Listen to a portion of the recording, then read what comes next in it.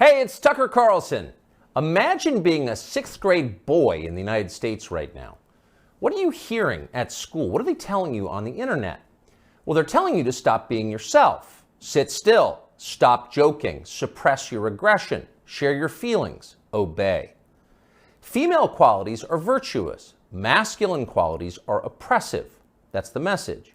In case it wasn't clear enough, schools around the country have removed urinals from boys' bathrooms. The male body itself is shameful. Sit down when you pee like a good little girl.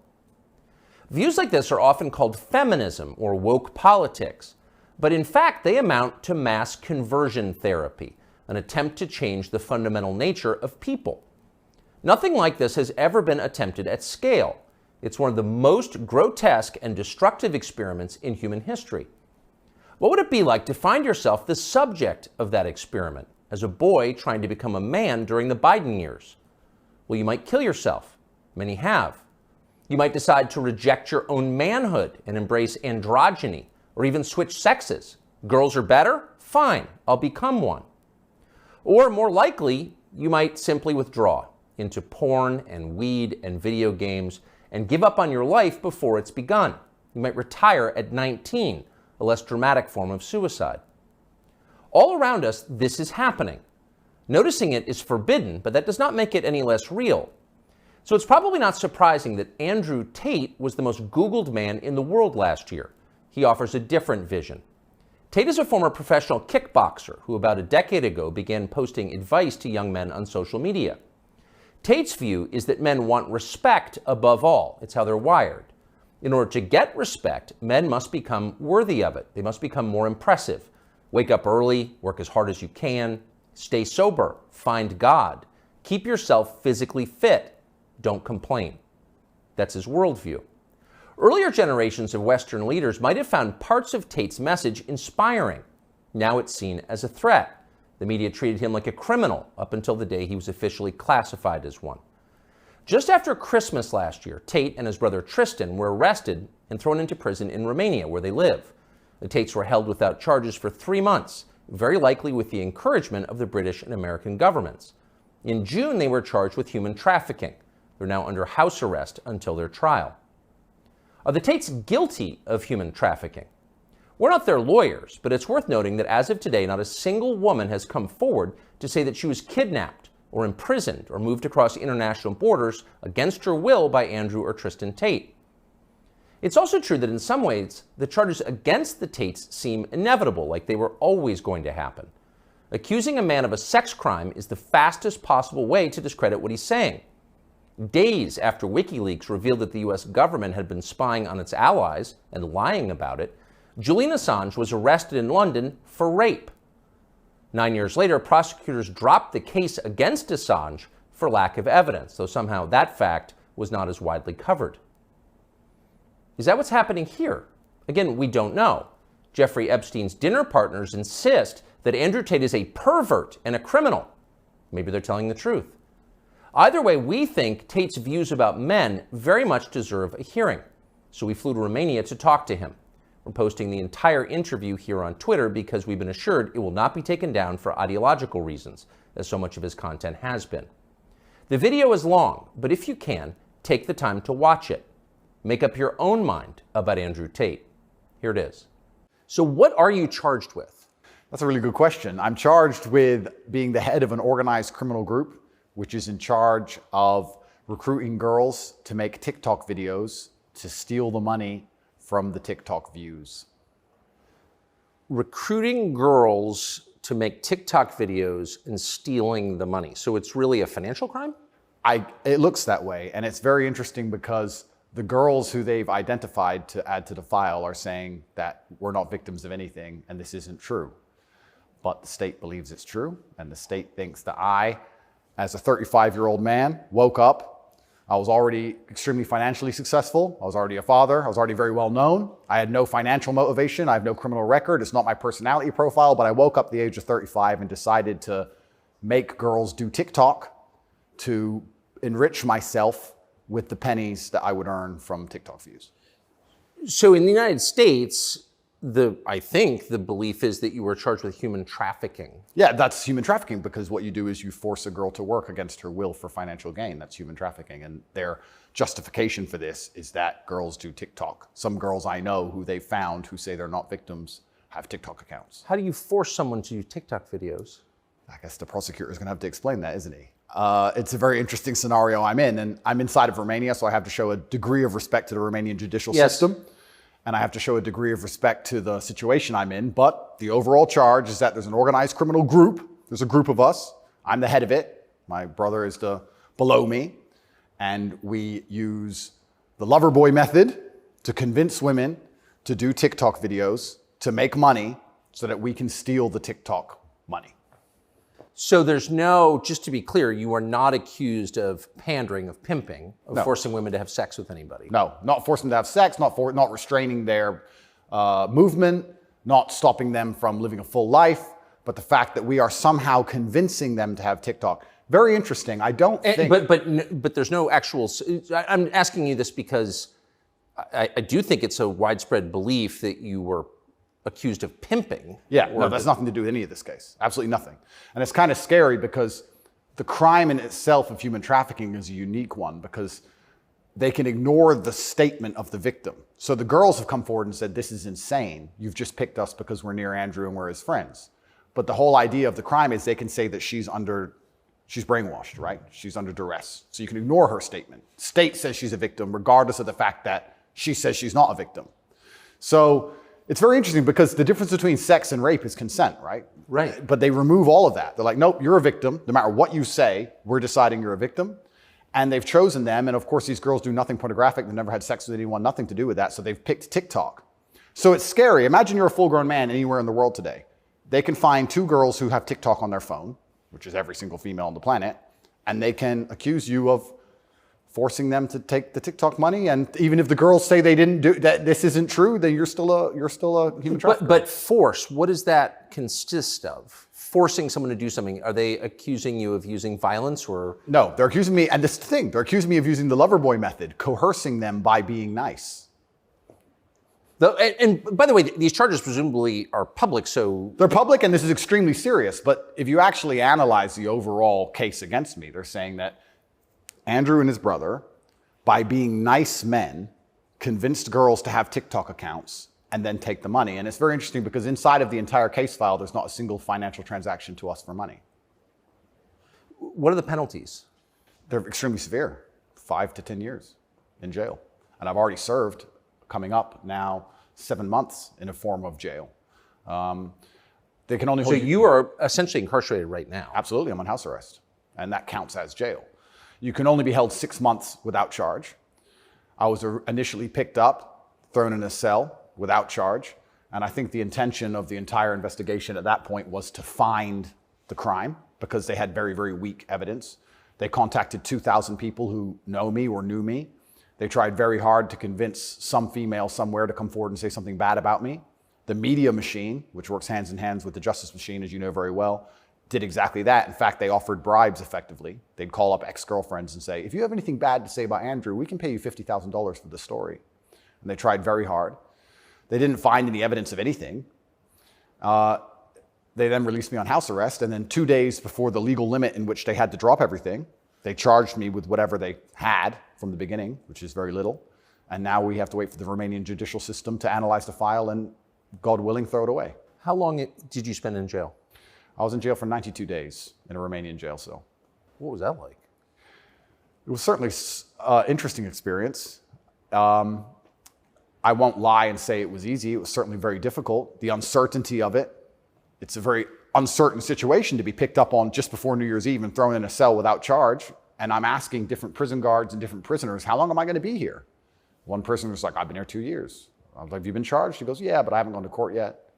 Like, everyone's been there for years. I thought I was going to be there for years. And it certainly takes a mental toll on you. And I think jail is a different experience when you know you're innocent. There was a guy in there for murder. He's like, yeah, I murdered someone, I'm in jail. You can your soul and your mind can accept the punishment for a crime. But when you've actually done nothing wrong, I think jail is a lot harder. Did you know why you were there? Not initially. So for about the first 2 weeks, I never actually got told in English what I was accused of, because I was arrested on December 29th. There's New Year's. What were the circumstances of that? Yeah, December 29th, 5 a.m., the armed guards ran in this house. They spent all day searching the entire house. They were very interested in electronics, as most federal agencies are. And then they took me that evening and said, we're going to go and put you in jail for 24 hours. And after 24 hours, you see a judge, and the judge will decide if you stay in jail. And the judge decided I should stay in jail. What did you do? I mean, who'd you call? I had a lawyer, and my lawyer came and he said, we need to analyze the case file. We need to see what they have against you. You're being accused of human trafficking. I was like, human trafficking? That's insane. Who? When? What? I went to jail, and then I was given all this paper in Romanian. I don't speak Romanian, although I live here. And then I was waiting for the translation. So I think it's about 2 weeks before I finally got the papers in English to understand why I was in a jail cell. And then I really understood how insane the accusations were. What is human trafficking? Yeah, so the overall, my understanding of it, they're saying that human trafficking is when you convince a woman to do something she doesn't want to do for financial gain. And there's different methods you can do that. You can do that through force, and you can also do that through emotional coercion. I think most people, just speaking from the American perspective, most people believe that human trafficking is effectively slavery, selling human beings. That's what I believe as well, absolutely. And this is the thing that's so interesting. When you finally end up the enemy of the matrix, and they use the legal system as a weapon to punish you for having an opinion, you realize how subjective the law is, right? Because it can be a weapon. When you have something subjective, you can just pick and choose. So if they sit and say, human trafficking is a woman doing something for financial gain against her will via emotional coercion. Well, he knows these two girls, they have TikTok accounts. Emotional coercion? Convincing her. That's what I'm accused of, because they have no proof of me doing anything wrong. So they said, he's convinced these girls to do TikTok for money. The girls have said this is not true, and the state is denying their statement, saying, no, you're brainwashed, it is true. And I went to jail. So how is the state, so the state is trying to coerce the women, so how is the state not committing human trafficking by the same definition? Well, absolutely, it's very interesting. It's very interesting that you can sit someone down and tell them they're a victim when they say they're not a victim. You're a victim of being coerced, and we're going to try to coerce you into conceding you were coerced. Exactly. It's a very interesting scenario. And okay. Yeah, and it's a very interesting scenario. And it's up until this point, no judge has looked at the evidence of the case. So up until this point, I've been to court a bunch of times. But the only reason I was in court was to discuss my preventative detention. So under Romanian law, if you being free can impede the investigation, you should stay in jail. So the judge agreed that, yeah, maybe if he's free, he can damage this investigation, because they're trying very hard to get something on this guy. So I've done a bunch of jail time. And now it just begins. The judge is going to look at the case. And like I said, God willing, I still have enough faith in the Romanian judicial system that she's going to look at this and go, this is not a crime. Or you're aware of the media coverage of this, however. So you're in jail for 90 days or more, and the rest of the world is talking about you. Do you know what they're saying? They're saying very heinous things, and I would hate to come across as a conspiracy theorist, Tucker, but I kind of have a feeling that this might be something to do with my influence and an attempt to slander my name. Perhaps I'm crazy. But the fact that they chose such a heinous crime, and they reported it so heavily, and they won't shut up and keep repeating basically a slander attack day after day after day. Also considering the fact that other people who genuinely commit heinous crimes have far more favorable press coverage. I don't want you to think I'm a conspiracy theorist. Please, Tucker, I would hate for you to come here and call me crazy. Yeah. But something very strange about it, and I think What, when Jeffrey Epstein's friends call you immoral? Yeah. The goal of it is certainly to slander my name, and I like to see it as a litmus test. I like to see it as an intelligence test. Anybody who wakes up and looks at me and goes, he's a human trafficker because of TikTok, they're fully gone. So, but from the West, just to defend the average news consumer in the West. Sure. Andrew Tate, kind of an outlaw. Yep. Lives in some palace in Romania, wherever that is. Yep. And Romania sounds like the kind of place where human trafficking is like the main industry. A lot of it happens here. That's what's so crazy about it, right? What's so crazy is if they really want to find a human trafficker, I think they could probably do it quite easily.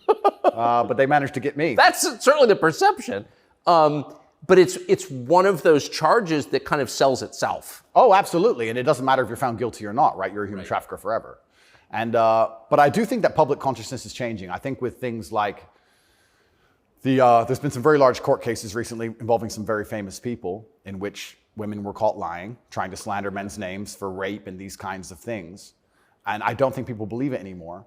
But that scares me to a degree, because I think that the typical weapon, the standardized playbook, is now failing, and I don't know what the new playbook's going to be. It's almost like better the devil you know. That you're too famous, you're too successful, we don't like you. Call him a rapist or a human trafficker, put him all over the news, slander his name, try and wreck his life. Now that nobody believes it, what's the next move? What are they going to try next? Wouldn't it just have been easier to commit like a massive financial crime and defraud people of billions, come up with like a fake cryptocurrency, call it like, I don't know, FTX, or just give a name to it. Yep, something random. You know, steal billions and get your parents involved and buy a bunch of real estate in the Bahamas, and then like you'd be sort of a hero, right? Oh, absolutely. And I would have certainly made a lot more money than TikTok, because I don't think TikTok even pays you for views. And if it certainly does, I never got a single transaction from it. So it's a very interesting scenario. But if I was accused of a financial crime, my name would not be slandered. So no, of course. Well, of course not. You have the presumption of innocence. So just back to the jail thing. So you're in with your brother. At the beginning, I was not, but towards the end, I was. Yeah. What did you do all day? It's a good question. I looked at the wall, stared at the wall, smoked cigarettes, lots of push-ups, read the Quran. You smoked cigarettes, did push-ups, and read the Quran. Basically, yes, and certainly had some introspective moments. Tried my best to get out, tried my best to, via my small phone calls, understand what's happening in the outside world. Tried to make sure that the people I love and care about are taken care of, because I'm the man of my family, and I'm also the man of quite a large, I wouldn't say empire, but life. And there's a whole lot of people who rely on me. You know, you have staff and families, you have children and families. I know the feeling, yeah. So when you're plucked from that, it's kind of strange. You're in jail, and you're concerned for yourself, but your primary concerns are also all your duties as a man. I have duties as a man. I don't want children to starve. You've got a whole tribe. I've got people to pay. So it was very, very frustrating, constantly trying to make sure everybody else was okay and feeling helpless. That's what hurt me the most. I was trying to make sure everybody I love and care about was fine, and I wasn't as powerful as I should have been. And that was very upsetting. And especially if they were going to keep me there for years, I was having serious concerns about how I can feed the people I love. Did you ever come to the edge at all?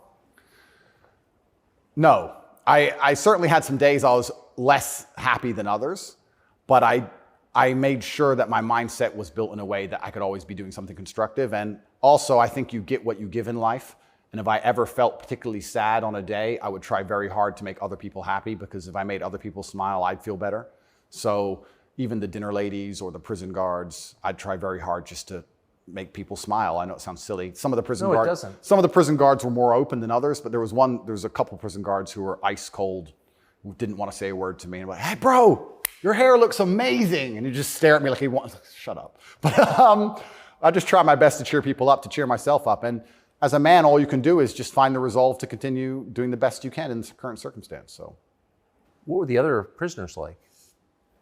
I don't want to insult Romania in any way, and I love this country, and I chose to live here. But if I had to describe it for the people, for an American audience to understand, I don't think Romania and a lot of these countries have the same kind of mental health setup or the mental health support that a lot of Western nations have.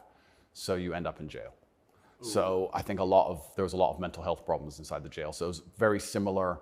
It wasn't just a jail. There was also a lot of mental health problems in there, which adds a new complexity and a new dimension to the suffering, because there's just random screaming and there's suicide and it's certainly not a very nice place to be. Oh, so it's horrifying. Yeah, I don't want to go back.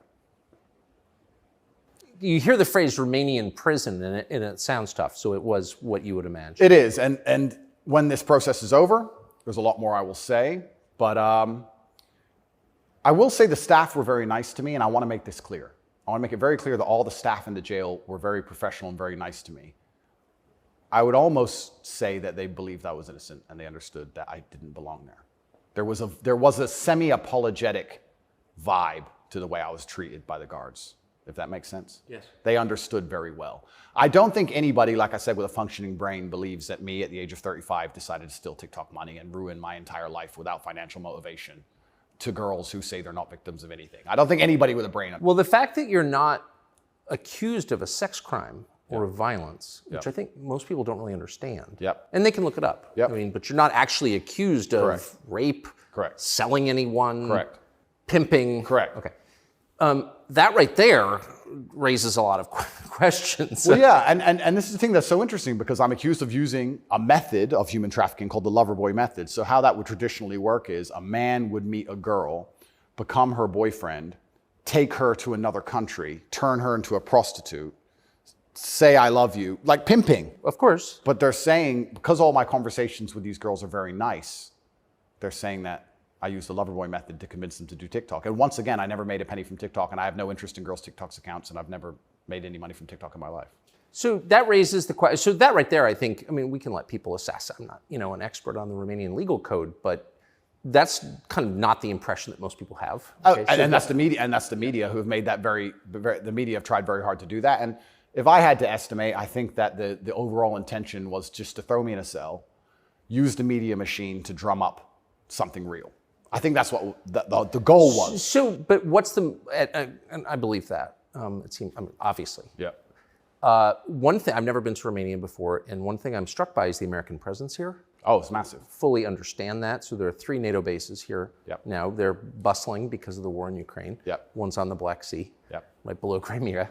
So this is strategically important, this country, to NATO. Absolutely. And so this is a lot less far away than I realized. It's much more American influence. Oh, absolutely. Do you think that played a role? Yeah, well, I think, and I don't want to get this incorrect, I think it's the 2nd or 3rd biggest U.S. embassy in the world. The U.S. embassy here looks like a prison. It's huge. They've got a huge embassy here. And even during Ceausescu, during the communism days, Romania was an ally of the West, even during communism. Yes. So yes. Ceausescu came to New York. Yes, that's right, yeah. So Romania and America have been very good friends for a very long time. I have to be careful what I say, but it's certainly very interesting what's happened to me. The American embassy were not particularly helpful, let's put it that way. They weren't very interested in me being locked up without charge. They didn't seem very interested in getting me out. But you're an American citizen. Absolutely. And so you're an American passport holder. Correct. So I think the average American believes, perhaps falsely, that if you're accused of a crime in a foreign country, particularly a less developed country like Romania, you go to the U.S. Embassy and someone takes an interest in your case just to make sure that your treatment falls within, accepted standards of justice. Yeah, they came to see me, but when I was asking them what they can actually do about all of this, they weren't particularly helpful. I don't want to peddle conspiracy theories, and I've heard a lot of information, etc. But I wouldn't say they sanctioned it. I don't know if they had to sanction it, but they weren't particularly interested in getting me out. But at least they came to see me more than once. I mean, they kind of pretended to care. The UK embassy didn't even pretend to care. The UK embassy was, I really think they enjoyed it. They didn't. And you're a British subject as well? Correct. And this is the kind of thing, and I want to say this here, that's kind of frustrating for me because Romania is my home now for 7 years, but I'm half British, half American originally. And when something like this happens to you, you have this longing for home. You kind of want to go home. When you end up in a jail in a country where, even though you've lived for a long time, you don't speak the language, you don't understand the legal system, going to court in a foreign language is far more intimidating than in your own language. I can imagine. You don't have a clue what's being said. You don't understand how anything works. And then you kind of have this longing for home, but I feel like my home countries hate me, and they hate me because of my message, which I believe to be a positive message. So you kind of have this strange feeling of homelessness, because it's like, well, if I go to the UK, I believe they're going to attack me the same. If I go to America, I believe they're going to attack me the same. So where do you go? It's kind of scary. Where do you go? It's a good question. We're going to have to see. How did you wind up here? I moved to Romania. I came to visit a long time ago. Before anybody ever visited Romania, I came to visit, and I genuinely fell in love with the place. It truly is a fantastic country. I love nature, as an amazing nature. It's a very safe place. It has this reputation of being dangerous. It's not dangerous. It's very safe. The people are very good. The people are very conservative traditionally. It's almost like America was 20, 30 years ago. It's gorgeous. They have a bunch of nice restaurants and plenty of things to do, and I've never had a problem here in any way. Never had any issue with the law or with the other side, criminals, nothing, until this came out of nowhere. So it's been very strange. So what is it about your message, do you think, that infuriates certain people? Well, my message is traditional masculinity. My message is to stand up and say what you mean and mean what you say. And even going to the gym nowadays is an act of defiance, because when you have a man who's built with any degree of principle, you say no to things. And I think if I have to analyze my message and why I'm so disliked by the people who dislike me, it's not the things I'm saying, it's the fact that if you adhere to my principles and you adhere to the things I say, you end up being the kind of person who will resist certain ideas. You say no. What kind of man never says no? Name a man who never says no. Men say no, right? Men wake up and say, no, I don't think that should be done this way. No, my children will not be taught that. It's no. the father's primary job. Absolutely. So when you say to men, listen, you're allowed to have an opinion. You're allowed to have standards. You're allowed to have boundaries and barriers. You're allowed to get up and become important and work hard and try hard and become the kind of man who can't be controlled, then you're seen as an enemy. And especially with the massive influence I've gained, I think they look at me and go, he's helping men resist the slave programming. We don't need him around.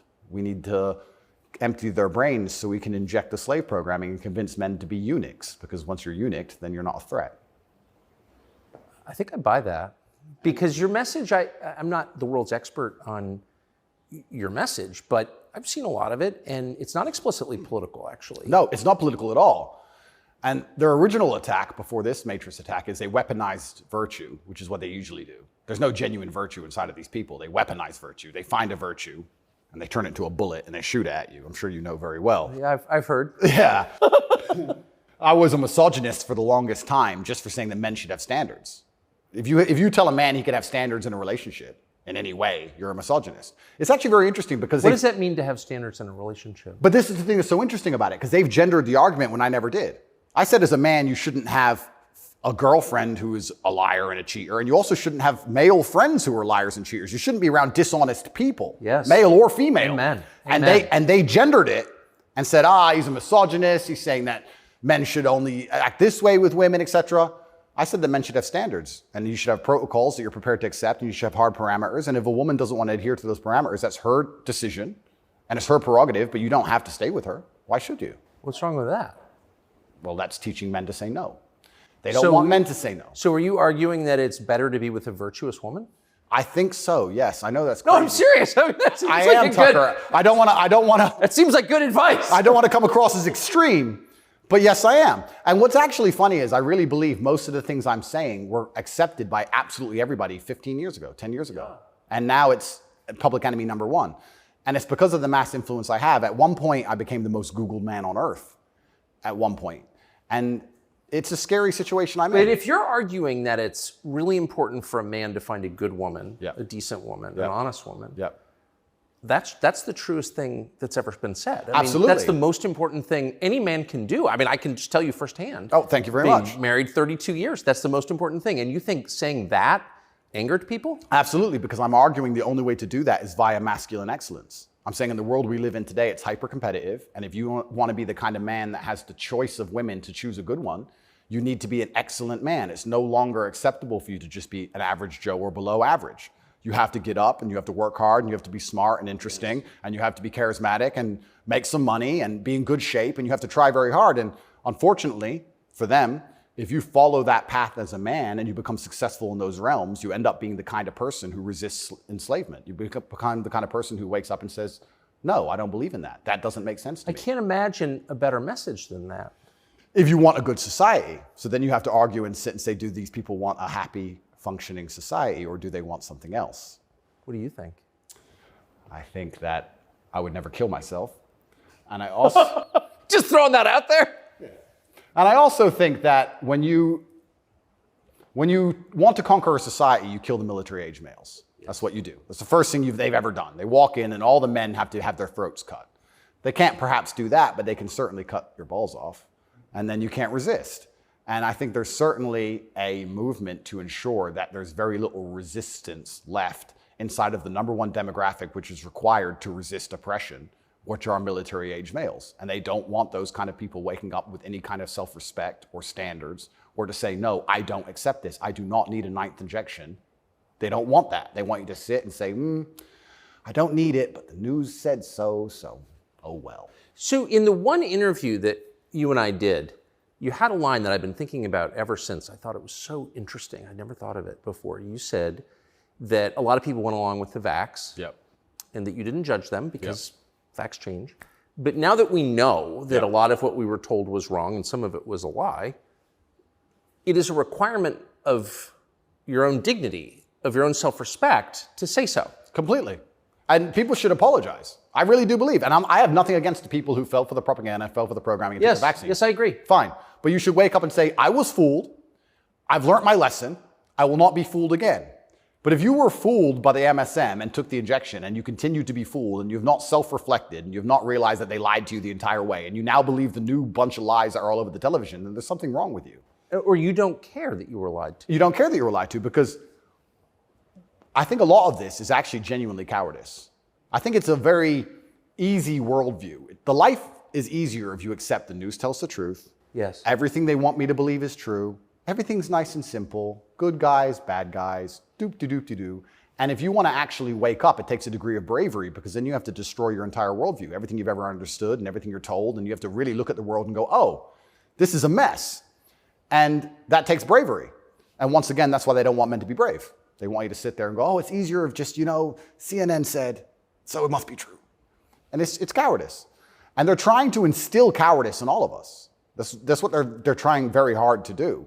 And I think even just me as a person, the people who hate me, my detractors who dislike me so much, even if I say nothing, I just turn up, big, bald, strong, fast car.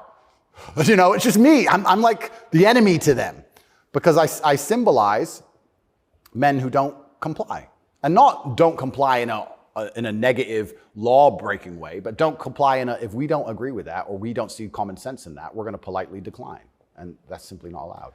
What's it like to have the prospect of prison hanging over you? I think that I like to believe that this is a test from God.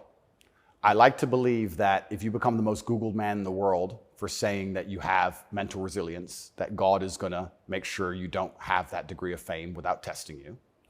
I like to believe that God comes along and says, yes, I've allowed you to become the top G. We're going to see if you really are the top G. I believe that's how the world works. It's certainly intimidating, especially knowing you're completely innocent. But I believe it's a test, and I believe it's my job to pass the test for my ancestors and for people watching over me and for God.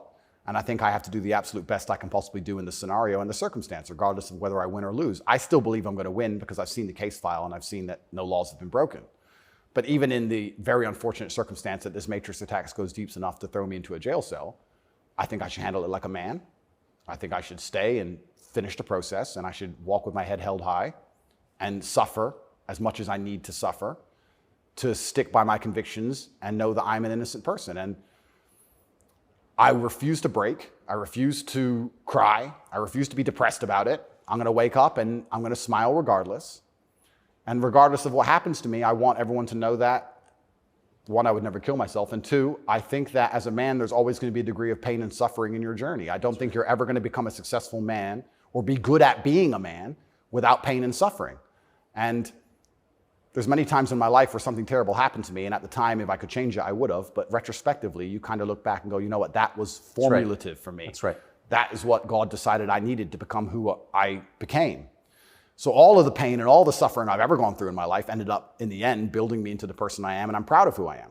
So if God decides I need to go back to a Romanian dungeon for however many days, then all I can do is accept it and accept his plan and accept that it's going to make me a better person and so deal with you it. see the hand of God in your life?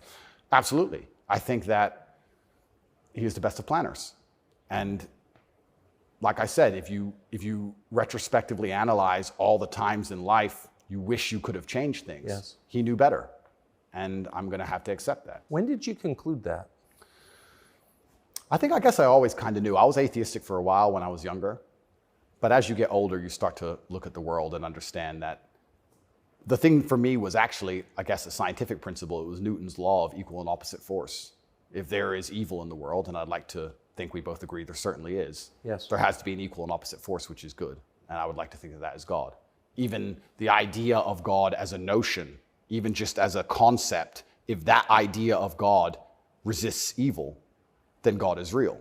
If you have two islands, you have two people, let's say a ship crashes, and you have two people who swim to two different islands, and one island they're atheists, savages, and they rip you apart, and the other island you get there and they believe in God and they believe they're not allowed to kill you. Even just their idea of God saved your life. So I think even just the concept of God in and of itself, if enough people believe and it makes them do good, then God must be true, and that's the equal and opposite force to the evil of the world. And this is how I view it. So I don't see how anybody with a conscience cannot believe in God anymore. That's such a profoundly different worldview from the one that we're presented with, I think. Yeah. Do you think that's maybe the division in the West between people who see those forces at work and those who don't? I think the West is actually split between people who think and people who don't think at all.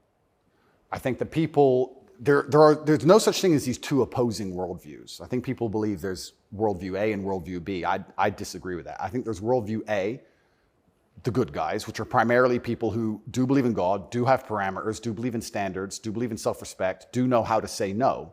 And there's worldview B, which changes day by day, based on what they're told, which means they have no real worldview at all. They just repeat. And they have no standards and they have no parameters. There's nothing you can tell them that will make them wake up and go, that's wrong, because they have no inherent morality. So you can literally, you could say bestiality is accepted and encouraged now. It's good for you for climate change. And they'll sit there and go, oh, for climate change, oh, well, off we go. And they'll just do it. So I think you have a camp of people who think, and you have a camp of people who repeat. And I don't think there's actually the opposing side to the good, I don't think function as a thinking populace at all. I think they simply repeat. It feels like the conflict between those two groups is getting more intense. It's certainly getting more intense. And it was interesting for me because, and I want to be an optimist, but I lost so much faith in humanity during COVID. If you would have told me how COVID would have gone down before COVID, I'd say no way. We're not that bad. I thought the people aren't that dumb. But when I experienced COVID, it's actually scary. You see how the Nazis managed to do what they did. You see how they managed to put people in concentration camps. You see it.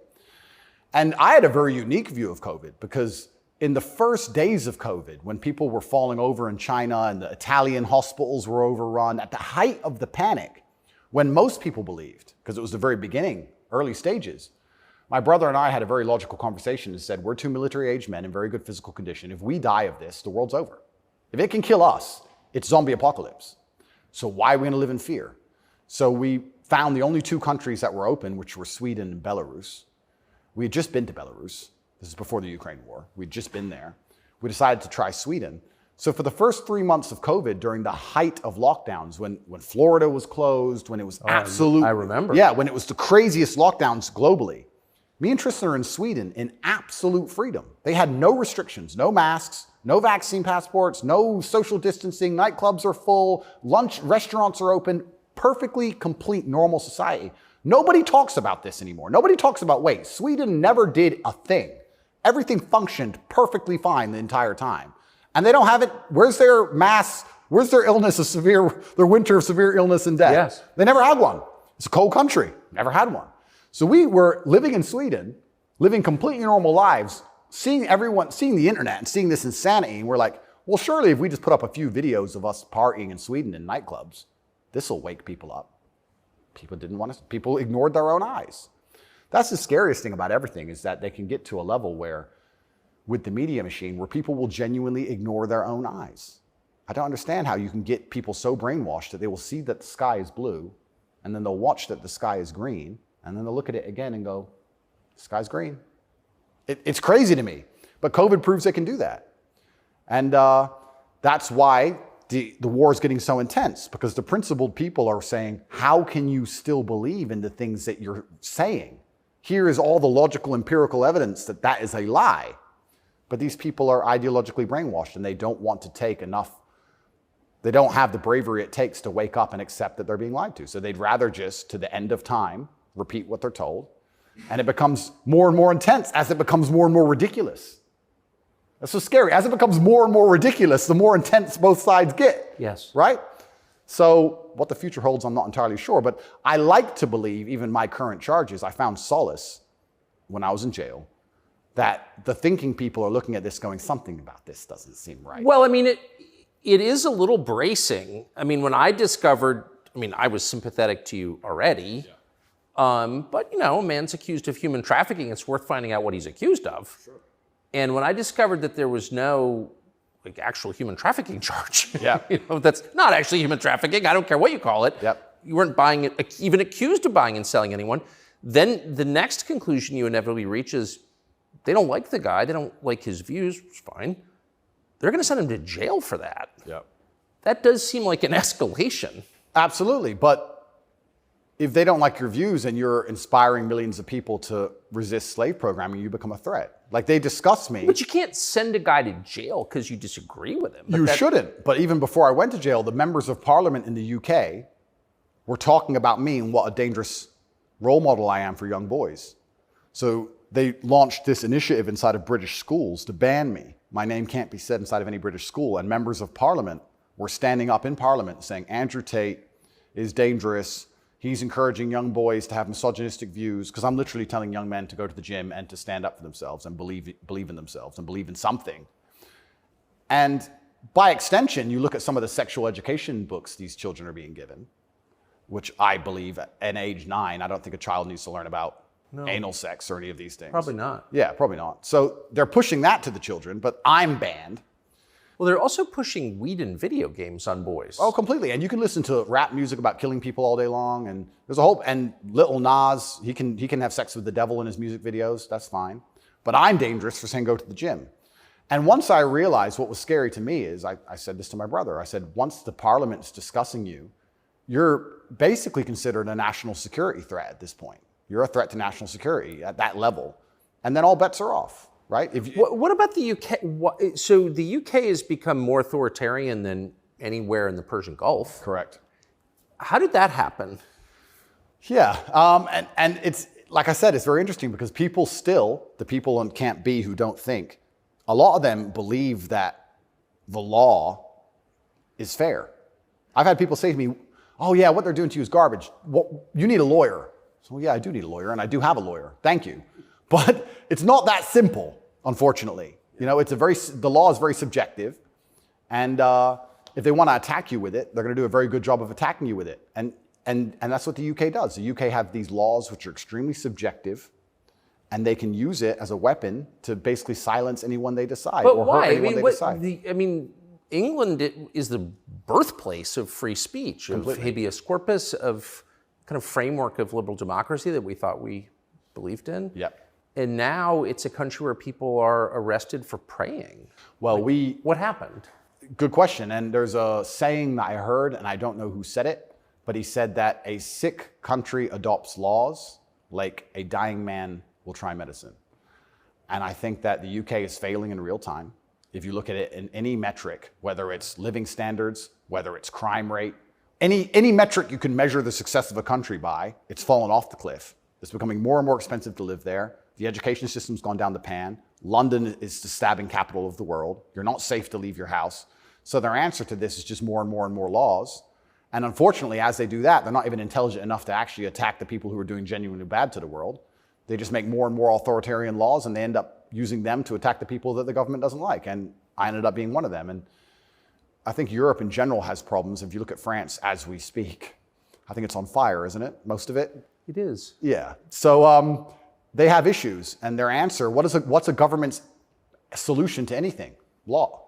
What can a government do? No matter what. But they're not laws that are aimed at fixing the problem that's right in front of them. No, they're laws aimed at fixing the person who's talking about the problems.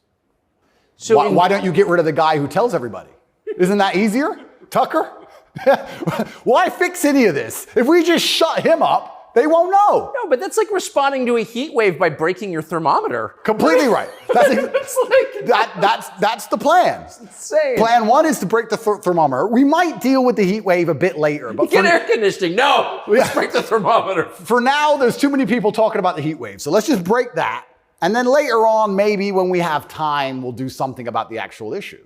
It does seem like a lot of this is an effort not to talk about the real thing in Europe anyway, which is migration. Yep. And the UK, formerly known as England, and France have both been completely changed by people from other countries. Yep. And who I'm sure have added good things too. I mean, I'm not, you know, but they've changed them, and in general, they're not better countries. And like, why can't anyone admit that? But this is what's really interesting to me about what's happening, because we're talking about masculinity and men who say no and men who stand up.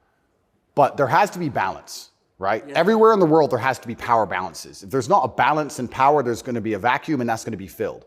If you neuter the native population of men, if you destroy their mentality to resist, if you tell them that every single thing about them masculine is wrong, and you basically feminize and eunuchate them, turn them into eunuchs, and then you import high testosterone men from the third world who don't believe any of this garbage, who grew up in a society where they understand the only way to succeed is to be a fearsome predator to a degree. What do you think is going to happen? Like, who's supposed to protect the sanctity of these nations and these settlements and these towns and villages? The police? No. In general, I would argue that it's the masculine essence that can be detected by the people who arrive.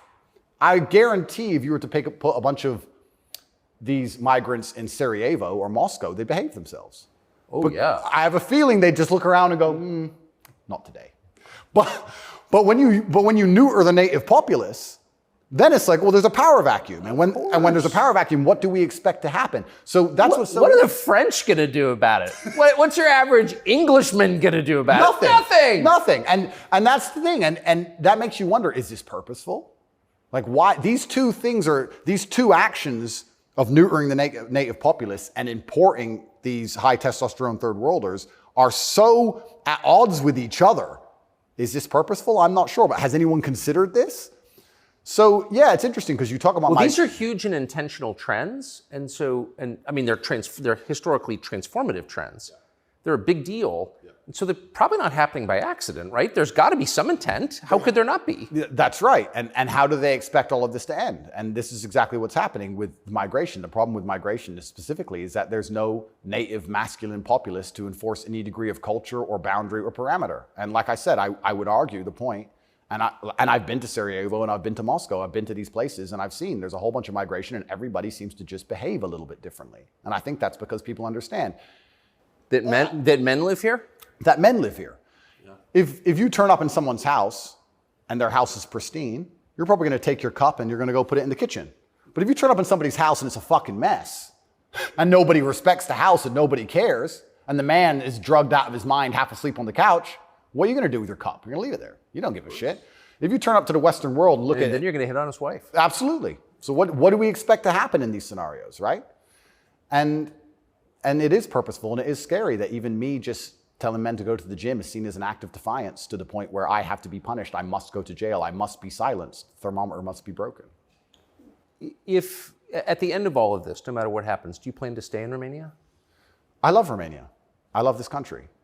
And if I am found not guilty, I will stay in Romania, yeah. I will still stay here. I don't believe in running away.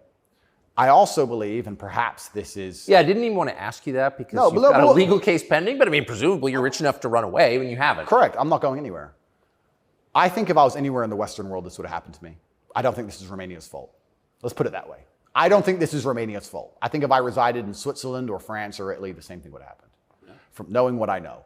I think it was going to happen to me regardless, and I think I do have a large amount of sympathy, especially amongst the Romanian population. I get thousands of messages a day from Romanians apologizing to me. Yeah. I think the people here actually like me. My waiter at lunch yesterday is one of them.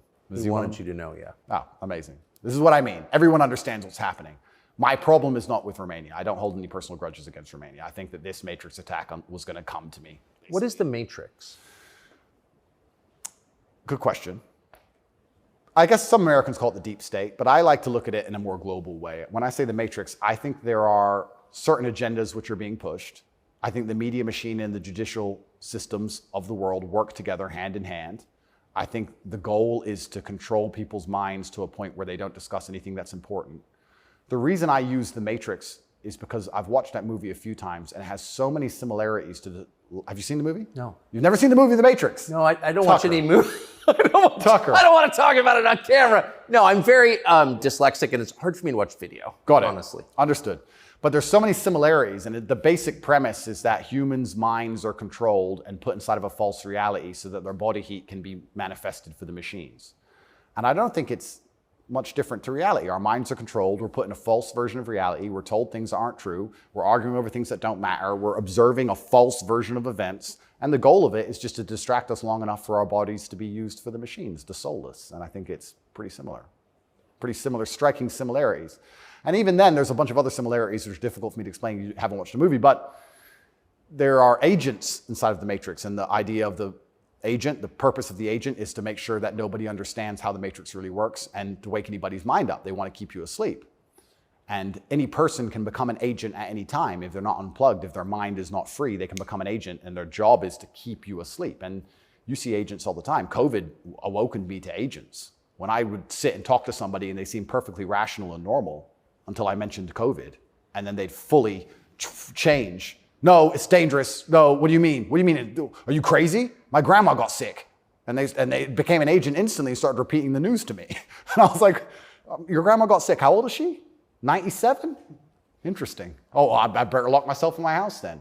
Dumbass. So agents exist and the Matrix exists, and I think most people's version of the world is a false one. The idea and the world that most people have in their mind and how society functions and how all these things function, I genuinely believe is completely false. I think they've all been lied to. I don't think anybody understands how any of the world works. And I try and use some very simple, very simple analogies to wake people up. I said to one of my friends once, I said, if me and you could play video games for $10,000 and you could cheat, would you cheat? He goes, well, no. I was like, if I was whooping your ass and it was 10 grand a game and you could cheat, would you cheat?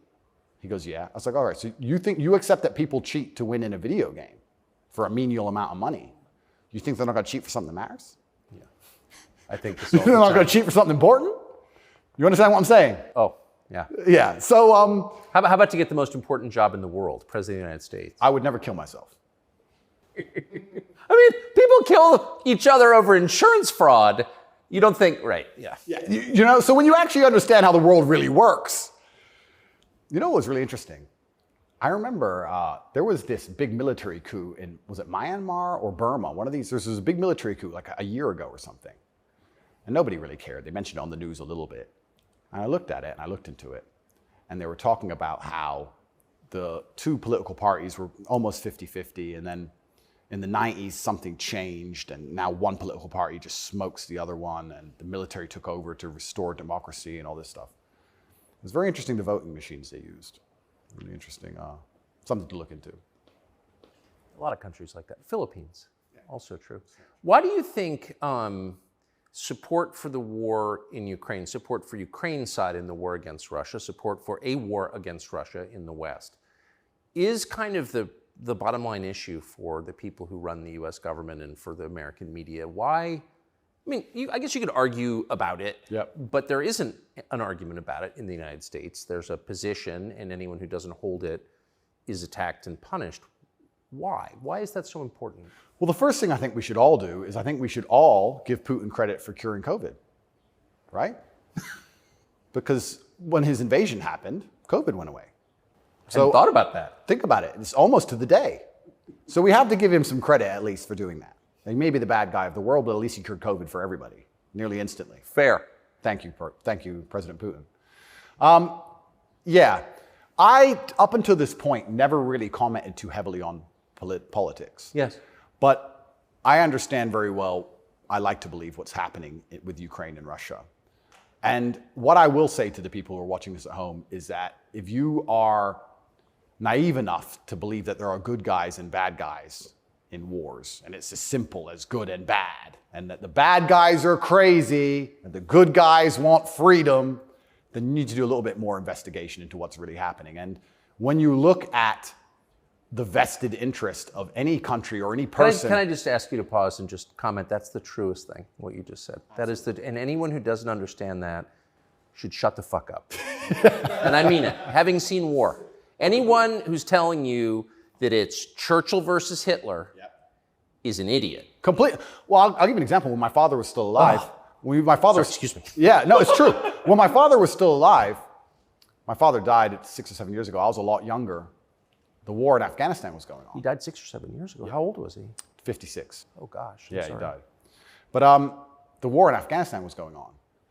And I remember asking my dad, saying, why do the Taliban even fight and resist the American war machine? They don't stand a chance. Like, why are these terrorists even fighting against the American war machine?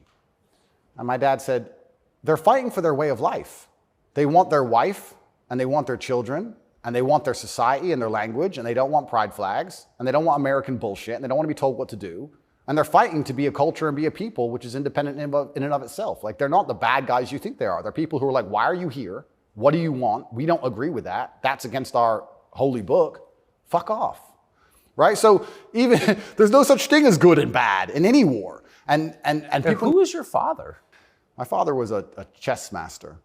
He worked for the CIA when he was a linguist for the CIA, and then he was American.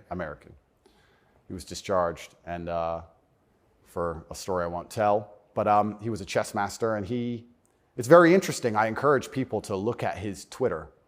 He still has Twitter at Tate Terrific, and everything he was talking about 11 years ago is so important now. 11 years ago, no one cared about. We had the Donbass in 2014. People cared. Yes. People cared a bit. But he predicted the future. You want to see how chess players can see the future? Read his Twitter. Everything from LGBTQ, why they need your kids because they can't have their own, to the war that's coming and how Europe's going to have an energy crisis, to the letter. It's all on his Twitter. It's amazing to read. It's like you could tell the future. 10 years ago, no one talked about any of this stuff. Did he live in the U.S.? Yes. Yeah, he lived in America. Fascinating. Yeah, it's crazy. But he was telling me about a lot of this stuff even when I was a lot younger. And as we said, there's no good guys and bad guys. But when you have a vested interest in something, I think that people are relatively simple. You're talking about why the American government has such a vested interest in this war. Which is not good for America. Which is not good for America. So is it, well, we can say it's for money or we can say it's for power. What else would it be for? What, is it really for freedom and democracy? Well, I think that's already been destroyed by Zelensky, hasn't it? So yes. What is it for if it's not for money and power? And then you say, well, who's the money and the power going to? These are logical conversations. It's a very logical thought process. I agree. You know, wouldn't it be interesting to say, okay, I woke up, I'm an American. I would never kill myself.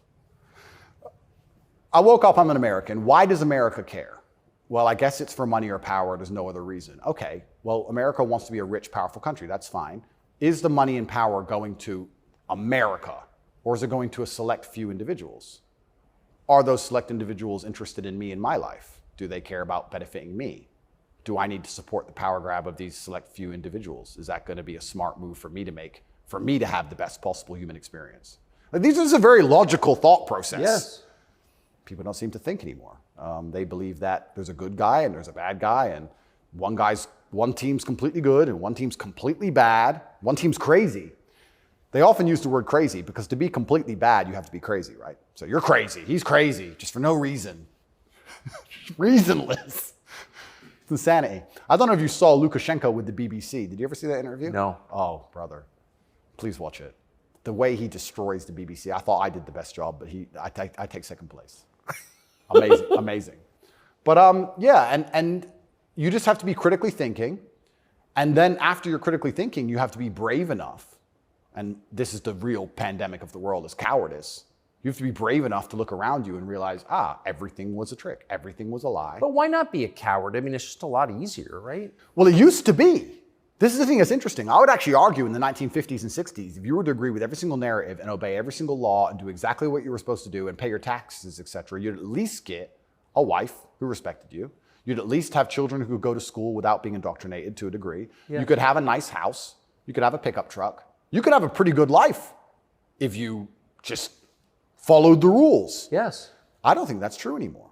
I think that if you are a man especially, and this is what I talk about masculine issues. If you're a man who was born and you decide to do exactly as you're told, you're going to end up depressed, in debt, working a job that you hate, with a wife who doesn't respect you, with kids who don't listen to you, in a house you don't own, until she leaves you, and then you contemplate suicide a while, and maybe you might find some purpose towards the end, enough to survive and pay your taxes, and then you're gone.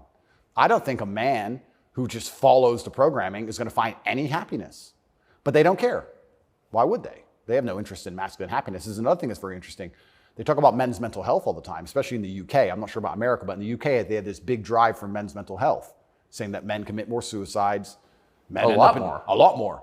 Because it's hard to be a man. We commit more suicides, we're more depressed, we have all these mental health problems. I come along, I genuinely get thousands of emails a day saying I'm helping men's mental health, but you can't help it the way Andrew wants. You can't tell them to go to the gym and stand up for themselves and have pride. What kind of man's going to have a solid mentality and not have mental health issues if he has no pride? That's part of being a man. Part of being a man is proud of yourself. If you wake up and you're not proud of who you are and how you look and the things you say, how are you ever going to have a solid mentality? So when I teach things that genuinely help men's mental health, that's outlawed. No, you're not allowed to do that. Instead, you have to take our version, which is to pretend to care about men's mental health, but not give a shit. Give them a life they know they're not going to enjoy, pay taxes, and die. And men are the backbone. And medicate them. And medicate them. Medicate them long enough to keep working. The same way as we medicate farm animals. Just a bunch of injections. Yeah, just keep them alive long enough to get the milk. Milk's gone. Chop the head off. Boom. They need to put you in prison. They're trying. Yeah. I can see why. They're trying. And it's scary. A lot of people, but then what do? Do I just shut up? No. You don't think so?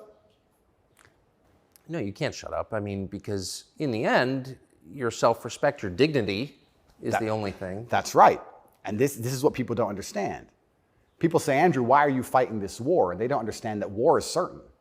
You either fight war against injustice and you fight war against the things you know that are wrong and you feel good inside of yourself, or you accept the slave programming and fight a war with your own mind. You have to fight something.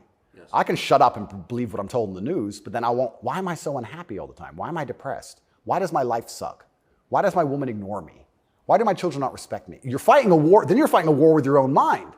I'd rather have all of me on side and fight against what I know is genuinely evil. You can't escape the battle. The battle's here for all of us. So I've made my decision, and that's why I can't be quiet, because you just said I would lose my self-respect, and I'd lose my dignity, and I don't think I can function that way as a man. And I don't think any man should be able to function without self-respect and dignity. The reason men died on the Titanic was for self-respect and dignity. They went into the icy cold water and died because they would feel honorless if they jumped on the boat and left the women to die. That's right. So when you have self-respect and dignity, you have a hard parameter, and you'll do things which are deemed crazy or insane because you believe in them and you stick up for yourself. And that's why they don't want men to have self-respect and dignity. Rather be a free man in your grave. Absolutely. So I can't be quiet, and I'm going to say what I believe is true. And I genuinely believe I'm helping the world.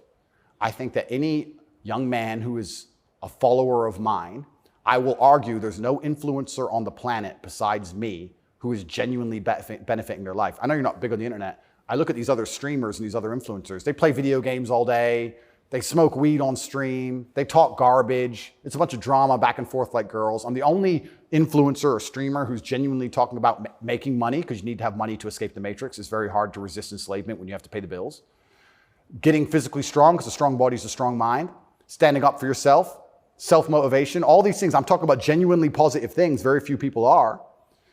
And I think that is an extremely important message that needs to be told. And I'm not going to stop doing it because I know I'm genuinely helping the world. And they're going to try and punish me for it for the rest of my life. I think this is just beginning.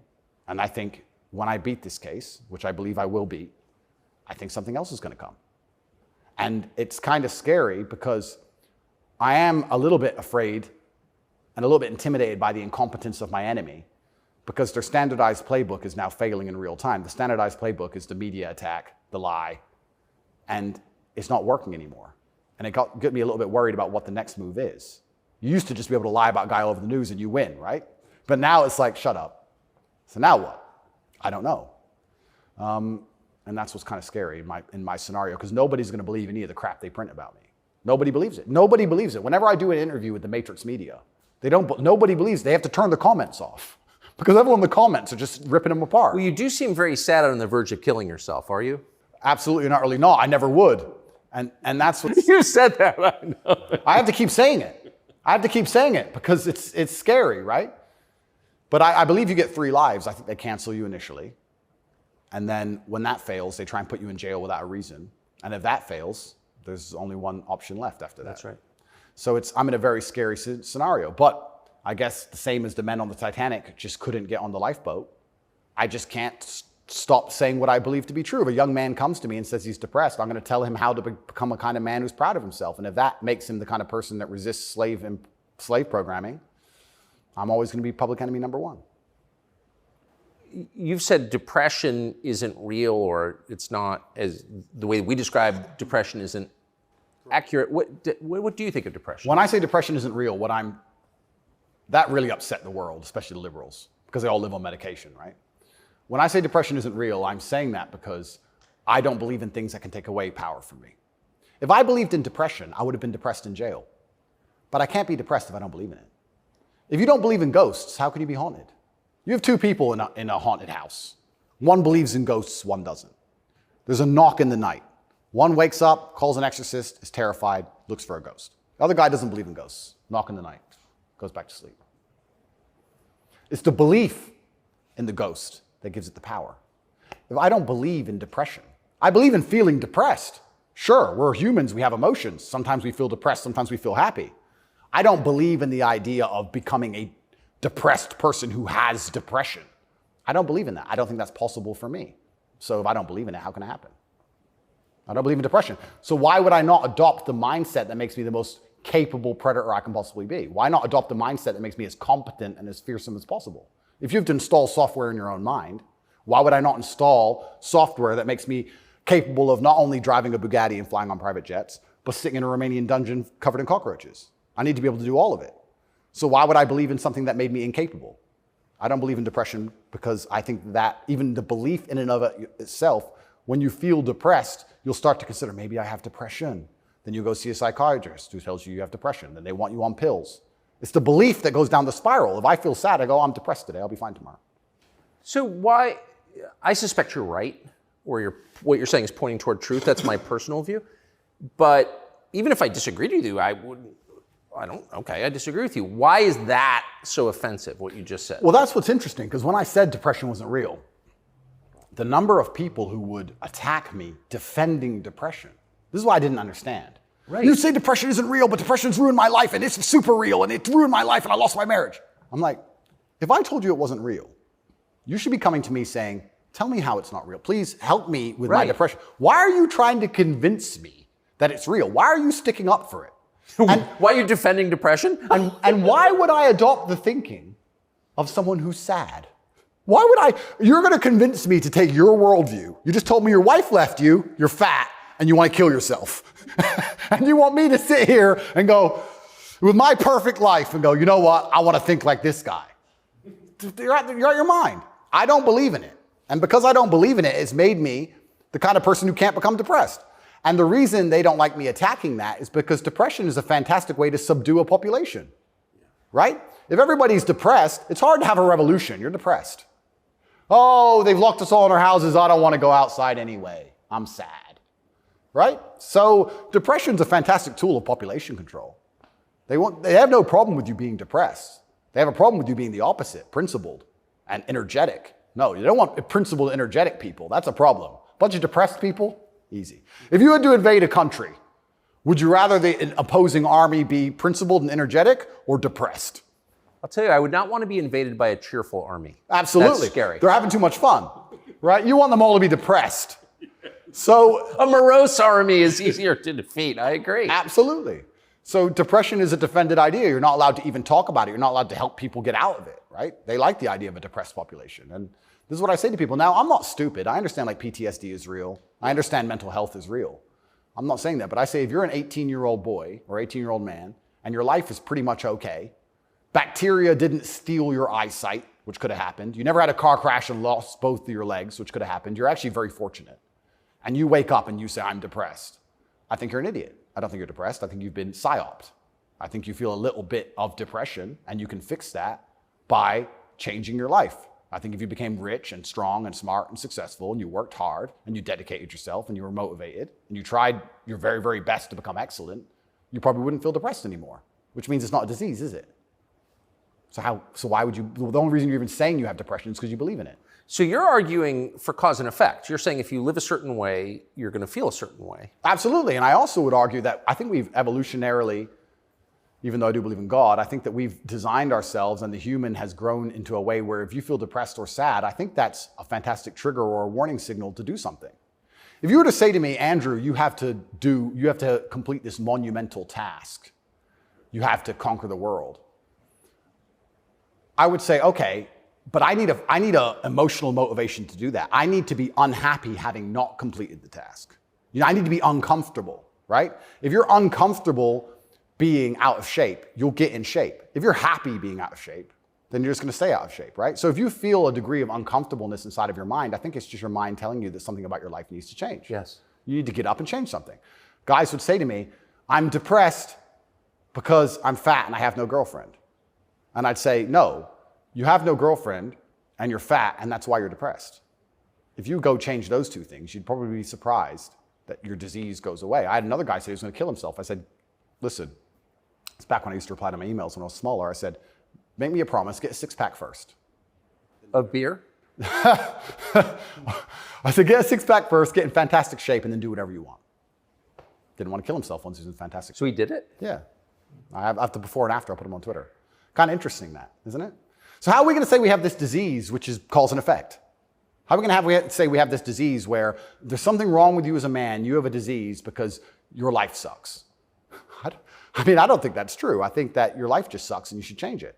And another thing I also preach, and this is another thing that's very important, I also think as a man, because life as a man is pain and suffering, and when I say that, because you're never going to be a good man or good at being a man without pain and suffering. You're going to have to go through a bunch of shit and have a terrible life to become a good man. I think you should embrace that and accept it.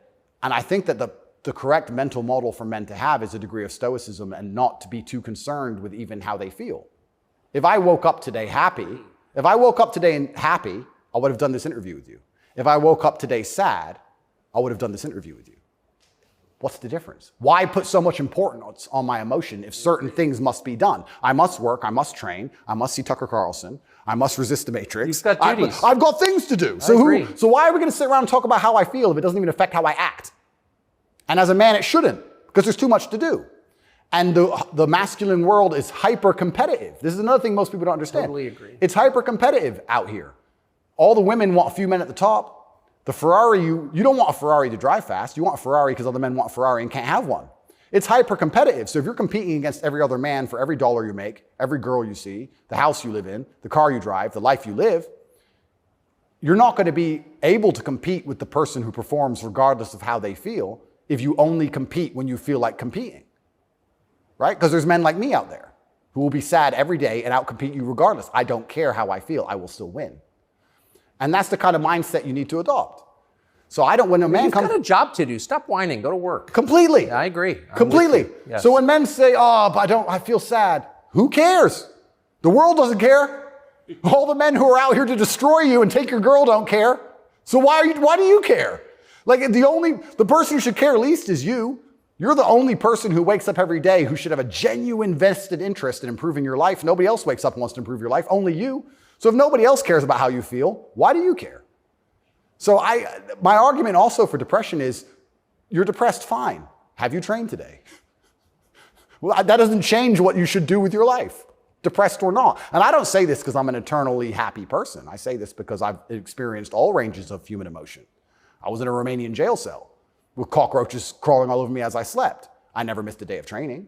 I wouldn't say I was particularly happy, but push-ups must be done. So they got done. You're very close to your brother. Correct. And you were locked away for part of that with him. And did you have fun at all with him? Yes. I do think there's something inside of men, whereas if you're with your boys or you're with your group of men, there's something inside of us. Totally. And it allows you to make the absolute best of the worst situations. Maybe that's an evolution from war. You know, all the men went to war and you saw all this pain and suffering and you saw heads, people decapitated and you're injured, but then you sit around the campfire and you're laughing. You're laughing. That's right. It's something inside of us. It's like a coping mechanism when you're around men. So when me and him were together, no matter how bad the scenario or no matter what they tried to do to us, part of us would just look at each other like, cigarette? And you find joy in that. And yeah, there's definitely, and that's another thing I think a lot of men are lacking. A lot of men are missing is a masculine support network. I think buddies. Yeah. You know, you talk to a guy and say, what was the highlight of your life? What was the best time of your life? And they'll say, college football. It's not about the football. It's about the team. Yeah. You know? And I think a lot of that's destroyed as well. Because also it's interesting how everything interconnects. When you destroy honor and principle and the masculine essence inside of men, well, now as a man, it's very hard to have friends. I wouldn't want to have a male friend who had no principles, no honors, and didn't work hard and was always crying about being sad. What do I want to hang around with him for? He's a loser, right? So then your support network's destroyed. And I think that men have always needed that since the dawn of time, and I think that's gone. But they don't have friends. Men, especially middle-aged men, have no friends. Absolutely, because they've been told that to give them all away and do as the wife says, and then she left him. No wonder he wants to kill himself, wouldn't you? No wonder he's depressed. It sounds like the worst existence ever. And now we're living in a world now, especially, where everything is hyper-competitive, especially the sexual marketplace. Like if you're a 52-year-old, overweight, average income, no fame dude, and you have to find a girl, it's going to be pretty difficult to find a good one. It's going to be very hard. So we're like, of course he's lonely. Yeah. And his kids don't respect him. They're busy. Like, of course he's sad. Like, it's actually heartbreaking to discuss. It is heartbreaking. It's heartbreaking. But then how do you prevent that happening?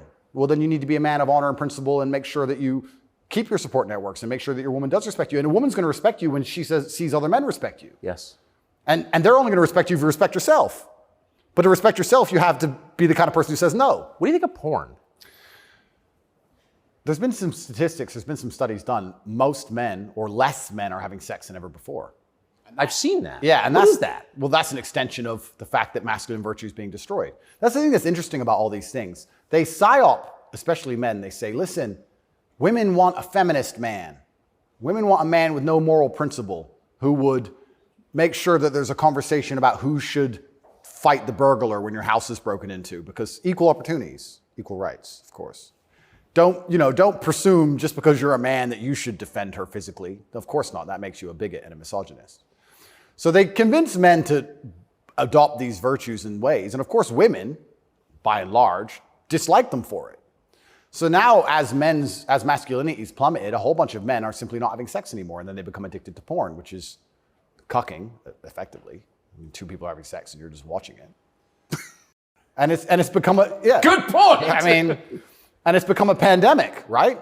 So men are replacing genuine sexual relationships with just the computer screen and porn. And it's becoming a very, very big problem. And that's also exasperated by the fact that I think the sexual marketplace has become globalized.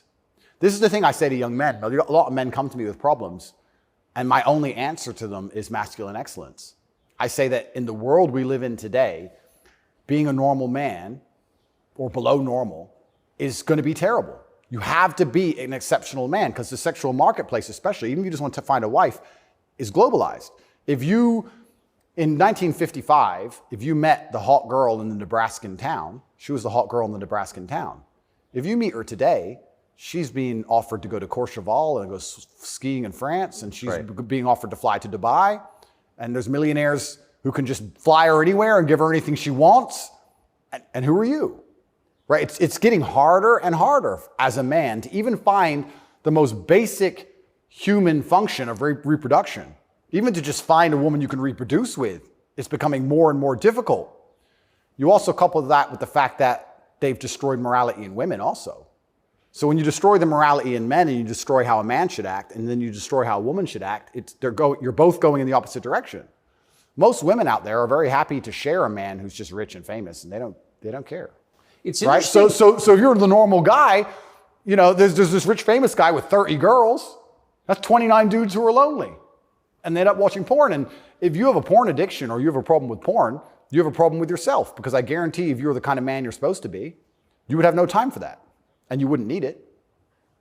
I can confirm that's absolutely and utterly the case. Yeah. So the fact you even need porn shows there's a problem with you as a man, because if you were the kind of man you could be, and I genuinely believe that any man can become anything, then you'd have unlimited sexual options and you would have no interest in that. And I do want to make this clear to the world, because there's a bit of a misconception about my story. My father was in the military and then he left to become a professional chess player. He was a traveling chess player. You don't make money with that. My mother and father broke up at age 9. We moved to England purely because you get more help from the state. I was raised on welfare in Marsh Farm, which is the worst area of the worst town, Luton, with the highest crime rate. I went to a school with a 4% pass rate, single mother household effectively. Started from absolutely nothing, became a kickboxing world champion. Your mother was English? English, correct. So I started at the absolute lowest echelon of life, and I would like to consider myself somewhere near the top now. I've been through absolutely every stage. So when I say to men, you can become anything you want, and my answer to you is masculine excellence, there's no other answer. I can't tell you how to rig the game and cheat the game. If we're all racing a race and I have a Ferrari and you have a Nissan, I mean, sure, you can get a bit better at driving, but you're probably going to lose. You have to get a better character to play this game of life. So that's why I preach masculine excellence, because for many of the world's problems today, porn, sexual access, being respected by your peers, making sure that your wife's going to stay with you after the children are born for a very long time. That's right. Being happy, anything.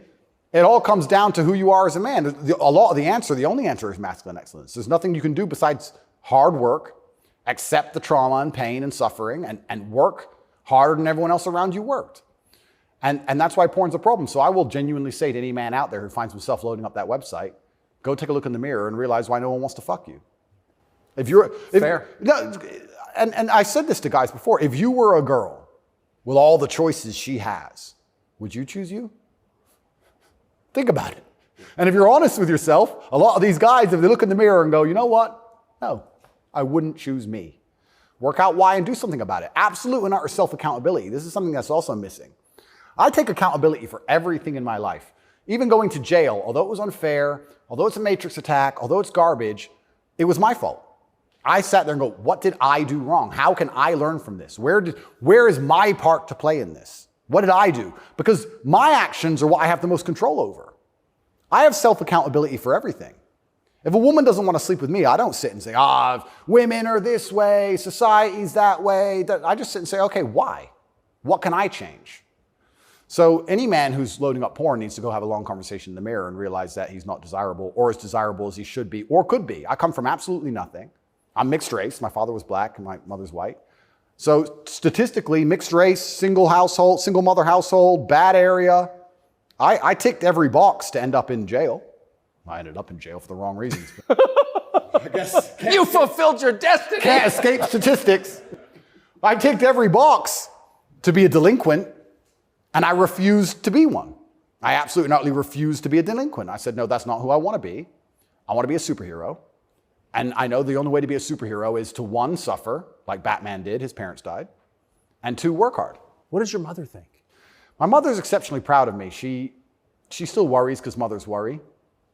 But even when we were in jail, she said, well, I know you're both strong. So, like, she knows she has men.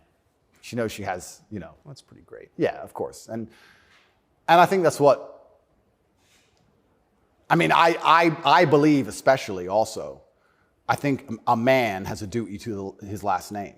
I think we carry the last name. We have a duty to our last name. I am a Tate. I am my father's son. The reason my father is discussed so heavily is because of my monumental success. I keep him alive via my success. I would love to think my son does the same thing. Yes. They will talk about my son in a way where they're so interested in his life path that I must be discussed by extension, and then I live forever. So I have a duty to Tate. I have a duty to my last name. I must perform. And this is what I said to my mother on the phone. I'm a Tate. It's fine. Oh, but the conditions are bad. Yeah. That's life. And even as a man today, you're waking up, you want to load up a porn website. You should have respect for your last name, and you should sit and say, is this who I am? Is this what I do? A lot of this comes down to the things we discussed at the very beginning. Self-respect, honor, dignity. Well, you have no dignity? Well, I have too much dignity for that shit. And a lot of these men have no dignity, no self-respect, and it's all an extension. It extends of why they're never going to be who they could be, and also what they do to cope with that. And yeah, porn is a coping mechanism. What do you think of women? I think women are some of the most powerful people on the planet, firstly. A lot of the conversations we're having, most people don't understand that women are the gatekeepers, and women are the ultimate judges. Women are the ultimate judges, especially of sexual access, right? So when I say that maybe 40% of the letters I got in jail were from women, just love letters. Perfume on them and kiss marks. And the traditional masculine role is still respected and loved by so many women. If you were to ask the average woman on the street who hasn't lost her mind what she wants in a man, she would like to be financially provided for, physically protected. I love women. I think they are the most powerful and precious things on the planet. They give life. But I believe that when you love a woman, you should want to protect her and provide for her and take care of her. I don't believe you love a woman by wanting to do everything she says and cucking to her. I don't believe that because I love women, I should have no standards on what I expect in a woman. I don't think loving women is sitting there going, a woman can do whatever she wants to me and I put up with it. I don't think that's loving women at all. I think loving women is saying, I'm going to be the best man I can be. And the only way I'm going to be a good man is with a degree of standard. And I'm going to be the best man I can be for you. And when I say these things, I get attacked for being a misogynist. Because Well, how is that? I think misogynist means someone who hates women. Correct, because I have conversations with women who are, let's say I've done some podcasts with women who are very promiscuous.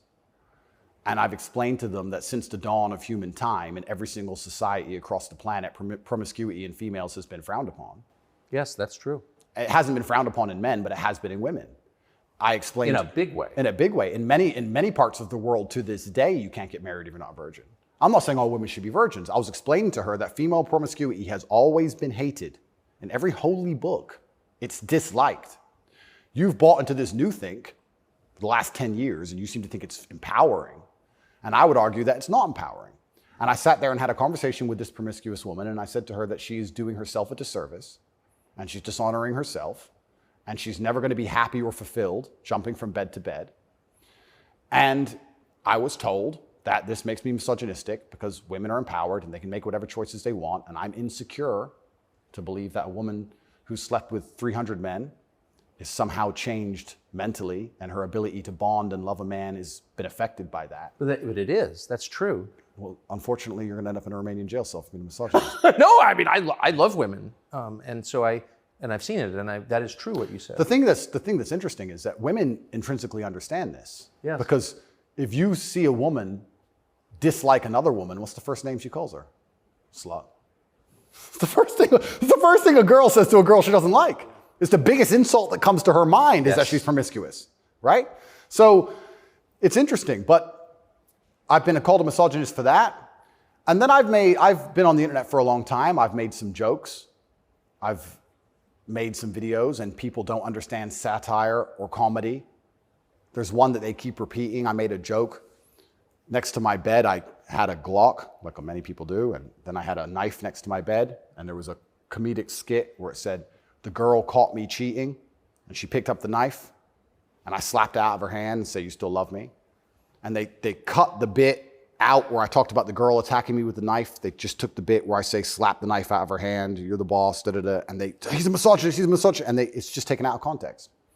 And that's another thing that's happened to me, and I am aware of this, and like I said, I take absolute self-accountability, but the way you make jokes and make videos when you get 100 views is very different than the way you would make a joke or make a video when you get millions of views. And when they're trying their best to they'll look at a 4-hour video and find 3 seconds. I'll give you an example of it, where it hurt me very recently. I did a podcast where I was discussing corruption.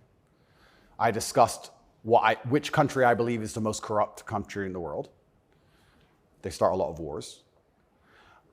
And the answer to that by the person I was discussing it with is, well, you live in Romania. Romania is corrupt. I said, Romania is corrupt, correct. But I don't think there's certainly corruption, but they don't start monumental wars which end up in millions of deaths. I would argue that their corruption, because a policeman stops me and I can bribe my way out of a parking ticket or a speeding ticket, is far less destructive. So we discussed this at length for hours. They cut out the bit where I said Romania is corrupt and showed it to the judge. That kept me in jail. Ooh. Yeah. So, and that's my problem in a nutshell. Long format content, people will find a little bit, edit it up, and try and attack me with it. And that's where this whole misogynistic things come from. It's either from me arguing with promiscuous women on podcasts designed for promiscuous women to argue their point, and I destroy them so flawlessly that I'm a bad person, or something taken out of context. And it's insane because, like I said, the amount of support I get from women is actually monumental. The amount of mothers who write to me and say that their son's doing better than ever. The amount of women who write to me and say that their boyfriend's doing better than ever. The amount of women who love me and just want to meet me. This idea that I'm hated by women is probably the biggest lie about this whole story. I don't want to brag, but I can assure the world that's absolutely not true. I had thousands of letters of support from women. In fact, there was one girl, never met her. She would play love songs from her car outside the jail. So she'd put the music on and play love songs. And I managed to tweet out via my cousin the songs I wanted to listen to. Whitesnake, Is This Love? And and she'd play them for me. Never met her. Don't know who she is. So you're in a Romanian prison cell requesting Whitesnake on the radio in the car outside. Correct. And some girl would pull up and put kind of a surreal moment. Put her speakers on full and play me my love songs for a good 3 or 4 minutes before the police would come and make her move. I got a song a day. But yeah, this idea that I'm universally hated by women is insanity. That's not true. So you said you're a mixed race.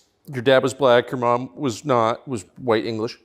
What do you make of the race conversation in the United States?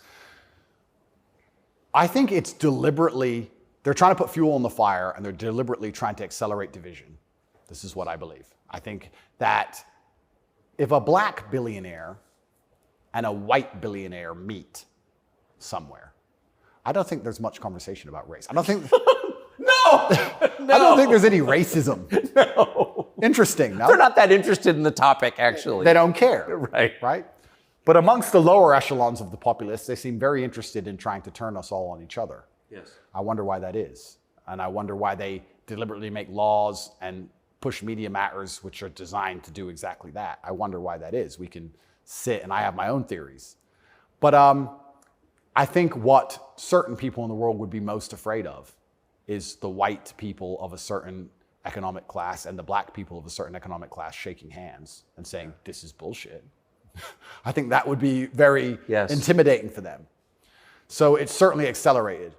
And it's also very interesting because as a mixed race person, I will also sit and state, I don't look particularly black. Most people can't guess where I'm from. I've had more discrimination against me for being a straight male than I've ever had for my skin color. I've had more people look at me or have problems with me purely because of my sexual orientation and my generally masculine essence than I've ever had anybody say anything about my skin color ever. And I'll also say, if somebody has a real problem with my skin color, who cares? If someone's that ignorant, who gives a shit? Like, it's also, I do find it amazing they manage to psyop people into being so brutally offended by it. If someone were to come up to me and say, you're not white, I'd say, correct. Have a nice day. Who cares? It's amazing how they've got everyone wrapped up in this. But yeah, it's certainly accelerated. Another thing that's very interesting about it, especially in America, a lot of Americans are insulated to, I feel like, world history. Yeah, I've noticed. You know, they're like, oh, slavery, slavery, slavery. Slavery was everywhere. Every country had slaves. Arabs had slaves, the Chinese had slaves, Aztecs had slaves. Everybody had slaves. The American Indians had slaves. Everybody did. A lot of slaves. Correct. And they're like, oh, we've been enslaved. Everyone was enslaved. Unfortunately, the world wasn't such a nice place, right? And there's been ethnic divisions in every single country on earth since the dawn of time. There still is in many countries in the world today. They believe this is a uniquely American issue. And I would strongly argue that, one, it's completely and utterly not. And two, I think that if you are black, white, Asian, I think if you stand up, self-respect, work hard, try your best, turn up on time, firm handshake, don't make excuses for anything, don't look for an easy way out, no matter what your skin color is, in America or England or any other Western nation, I think you can be extremely successful. I don't think anything's stopping you. That's not the message you get from, say, Kamala Harris, who's also mixed race. Her dad was Jamaican, her mom was Indian. Yeah. But race is really at the center of her identity and her politics. What do you make of, say, Kamala Harris? Well, let's look at why they purport the idea that depression is so powerful and that you can just catch it from the sky and now you're permanently depressed no matter what happens to you and there's nothing you can do about it and you can't improve your life and you can't be a better person, right? It's that self-limiting belief. I think by also pushing this racism argument, it's also very much the same thing. I think if you adopt that mindset, if you wake up and you're a particular color, you're purple, and you believe purple people can't make it, what's your chance of making it? Zero. Yeah. Right? So that's what's so destructive about it. This is what I'll even argue when I argue this point with people and they try and say, oh, but this happens, and they pull out these statistics and all this garbage from the Matrix. I say, listen, even if the world's racist against purple people, the best thing you can do is be such an exceptional purple person that they need you they need you. The only answer is hard work. The only answer is self-accountability, masculine essence, honor, dignity, making your ancestors proud of you because you hold the same last name as them. The answer is the same regardless anyway. But when people like Kamala are pushing this racism agenda, they're trying to say to people effectively, you'll never be anything. And you don't stand a chance of ever being anything. And I think that makes people who aren't anything feel a little bit better about themselves. It's cope. And that's the only fans she has left, are losers who she's told it's okay to be a loser because there's no way you could have not been a loser. And I will argue you could have been something a lot more than that. And you shouldn't listen to anybody who tells you not going to be a loser. If someone were to come to me and say, Andrew, you're mixed race, you're from a single mother household, you're never going to be rich. I'll say, watch me. I don't believe you. I don't believe you. Who are you? So everything she's saying is, one, wrong. Two, it's destructive to believe in. Three, I think it's her last hope at having any kind of fan at all because she's largely incompetent. I don't think I've ever heard her put a compendious, coherent sentence together. And perhaps also, maybe that's the reason why she leans so heavily on race, because she's not impressive or competent. So she can say, oh, but I'm this color and I did it, instead of actually talking about how good of a job she's doing. Because if you have to discuss that part of her career or that part of her current life path, I think she'd be in a lot of trouble. I want to show you video of Joe Biden's challenger for the Democratic primary, Robert F. Kennedy Jr.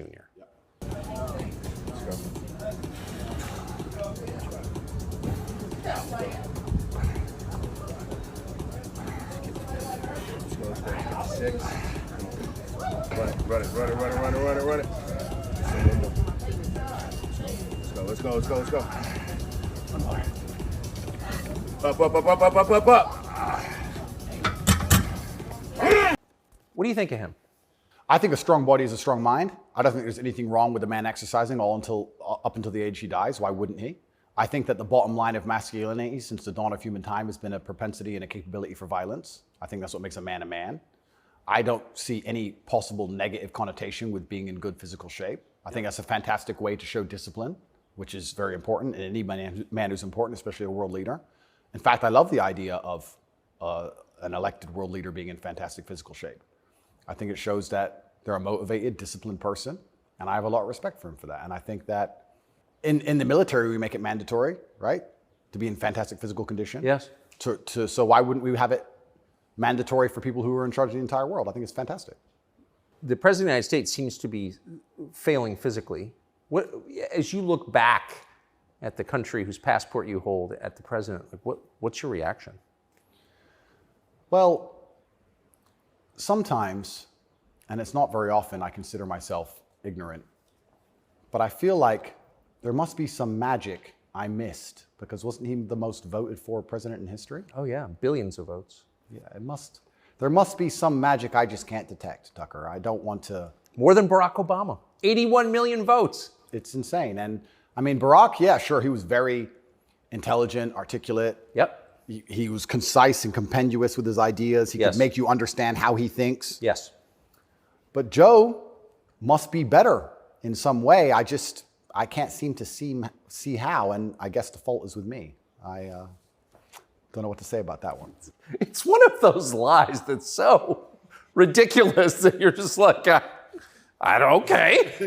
He got more votes than Barack Obama. Shut up, he did. Shut up. Excuse me. I want to get your take.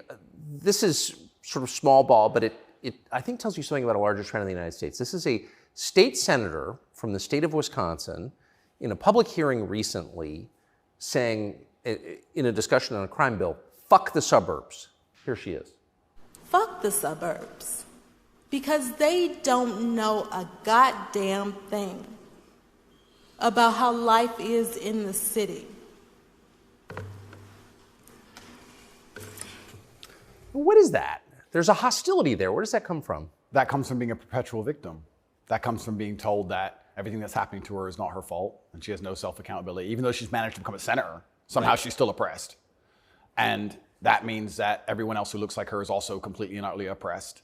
And anybody who has a slightly better life in any way is, by extension, a bad person because they weren't oppressed. Yes. And that's where the hate comes from. The division's put there by these mindsets which are being purported by the people in charge of the world, convincing you that you have no control at all over your own life. And that's why she's so resentful towards people who have done well in life, not even as well as her.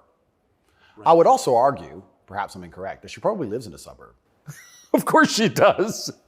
So she's a hypocrite on top of that. Yeah. But hypocrites are, the fantastic thing about being a hypocrite is if you're a hypocrite with a little bit of power or influence, you're allowed to be a hypocrite because you're spreading information on the larger problem. In fact, this is actually interesting. One of my funnest things, I'm going to announce this here on your show for everyone to know, this is a world exclusive. I want to become a climate change activist. Because when I was younger, people would say, what do you want to be when you grow up? Do you want to be a fireman? Do you want to be Batman, et cetera? And I wasn't sure what would really make me happy. But now I'm ultra wealthy and I fly around on private jets all the time. I think that now is the time for me to become one of those hypocritical climate change activists. 100%. It's going to be super fun. Well, as your carbon footprint grows, your concern about carbon footprints grows. Absolutely. Eat the bugs. Sell your car. How dare you eat meat? On my jet, of course, I have meat, but I'm allowed to be a hypocrite because I'm spreading awareness for the overall problem. It's for the greater good. It's for the greater good. I have to get to the climate change activist meetings. So, Which happened to be in Switzerland, I noticed. of course. So, although I'm flying on, well, before this arrest. They're never in New Jersey. Never. So before this arrest, I was on about 3 or 4 jets a week. But every single time I was flying on my private plane, I was extremely concerned about the carbon footprint. Of course you were. And so I am now a climate change activist. I just want to let the whole world know. Because once you get to a certain level of power of influence, you're absolutely not really allowed to be a complete hypocrite. So you're allowed to live in the suburb and then tell everyone, fuck the suburbs, and pretend that you're oppressed when you're a senator of the most powerful nation on the planet. Because it's a logic fail on every level. So one of the human activities has got to produce the greatest carbon footprint is, I would think, war, right? I would think so. Diesel-powered machines, munitions going off. So I was a little bit surprised to see Greta Thunberg with Zelensky this morning. What's interesting to me is this. Firstly, I would never kill myself. Secondly, imagine these people are so detached from reality. Imagine going, you know what we need to do? Brainwave. We need to drum up support for this garbage. Let's take the most loved woman, Greta, and the most loved man, Zelensky, and let's make them meet. Think about the PR. Let's bring a camera. And imagine people sitting around a table going, that's great. That's going to really make people support this. Who gives a fuck? I don't want to swear. I'm sorry, but some young girl turns up to a war zone who has nothing. Why is she there? What are they going to talk about? I don't know. But what's their conversation? I think she only yells. I don't think she does talk. I don't understand. Is she going to talk about how the childhood has been stolen from all those million Ukrainian men who've been blown to pieces? Like she talks about childhood being stolen because we drive, cars? I don't think she is. I don't think she's going to mention that. No. Is it just a big PR opportunity? Like what PR team came up with this concoction and thought, this'll keep them on side? It's mind-bending to me who even thought this was a good idea. It's crazy. But of course somebody did. Somebody thought it was a fantastic idea. Have you ever met Greta Thunberg? No, but me and her have had some internet arguments. I think you went to prison for it, right? Yeah, correct. Which is amazing because I'm a climate change activist. So I'm on her team. I was in Sweden during COVID. So we could have met. She didn't want to hang out with me, unfortunately. And then now I'm flying around on my jet everywhere, spreading news about climate change. Same thing. Like in my Bugatti, obviously it's got a big engine. I make sure to talk about climate change out the window as I drive. But I'm on her side. She doesn't seem to be very interested. You yell at the serfs as you pass about climate change? Yeah, don't eat meat. Eat the bugs. What's wrong with you people? You don't care about the earth? Like, if you don't start caring about climate change, all those politicians with beachfront property are going to lose their houses. Yes. And they're very concerned about climate change, which is why they bought their houses on the beachfront, so they can be the first to let you know it's coming. The early warning system, right? They're very concerned. That's why they want to be right there on the beach. Quite honorable if you think about it. Kind of on the front lines of the climate crisis. Absolutely. Lead from the front. So good. But one more point about this. Sorry to go on and on. No, I love it. But when I say these things, people, you don't care about the environment. And I try and explain to them, I love nature. You love hunting, fishing, you love nature. I love nature. Passionately. The problem with all of these things is not that I don't like nature. The problem is that nearly any issue which appears to be virtuous on the planet today is Trojan horsed with garbage. That's the problem. I have no problem with fixing or maintaining or preserving nature. I have a problem with them telling me I have to maintain nature, them Trojan horsing my bankruptcy into the middle of it, knowing that nature won't be fixed, then telling me it's about nature and telling me I should agree with it. That's my problem. There's nothing left on the planet, no issue, which isn't Trojan horsed with absolute garbage. Yes. And if you're going to sit there and tell me that I need to give more money to the government to stop the sun from being hot, I'm going to argue with you that I'd rather keep my money. Thank you very much. Yes. So this is the problem with all these issues. It's nearly anything. When I argue against them, people are like, you don't care about the issue. I do. But you're not smart enough to understand that the legislation around this issue is so large, it hasn't even been read by most of the people voting for it. Yeah. And there's something in the middle of it which is going to damage every single person's life, which has nothing at all to do with the issue itself. And most people don't understand that. They co-opt people's best instincts, their love of nature, which is a virtue, of course. Yep. Their love of their neighbors during COVID. Don't you care about your neighbors? Oh, Well, completely. of course you do. And your grandparents? I revere my grandparents. Of course. And you're a bad person if you resist. I was a terrible person for going to Sweden. You're a very bad person. You don't care about anyone else. And that's how they do. It's weaponized virtue. And my opposers, every single virtuous thing that comes out of their mouth is never from a place of virtue. It's from a place of hate. Yes. It's weaponized. And also, and I don't talk about this very often, but people can go right now to tatepledge.com. I donate $25 million a year to feeding children in war-torn countries, especially in the Islamic world, because that's where a lot of the war is. Nobody ever mentions that, ever. Nobody mentions any of the charitable work I do. Nobody mentions any of the lives I save. Nobody mentions any of the people who support me. They don't mention anything at all. They just come along and say, you're a bad person. And I say, well, if I'm a bad person, let's talk about the things you've done to genuinely benefit humanity, besides sit on Twitter and talk shit. Have you ever done anything for anybody ever? Are you capable of doing anything? Because the things that make me a bad person, right? You don't like me for my principles and the fact I stand up for myself and the fact I have parameters and I say no, everything you hate about me. Those are the things that allow me to even do good in the world. If I was like you, mush, goo, I couldn't even help anyone. If you had to help someone today, how could you even do it? You're broke and you're lazy and you're stupid. You can't even enlighten anybody. You can just spread hate. How is that helping the world? These people are a net negative, genuinely. And that's what's so crazy about being attacked for your morality like I'm being now. And when you're a good person in general, they attack your morality because the people who are attacking you are absolutely and utterly immoral. The ultimate hypocriticism. Ultimate. Even more than my private jet climate change stance. So it's certainly unique. I do like to believe, though, we're entering a new stage of consciousness. I do like to believe, at least from 10 to 15 years ago, more people are, I think COVID woke some people up. I do like to believe the MSM credibility is tanking in real time. Trump helped massively. Fake news. 2 words.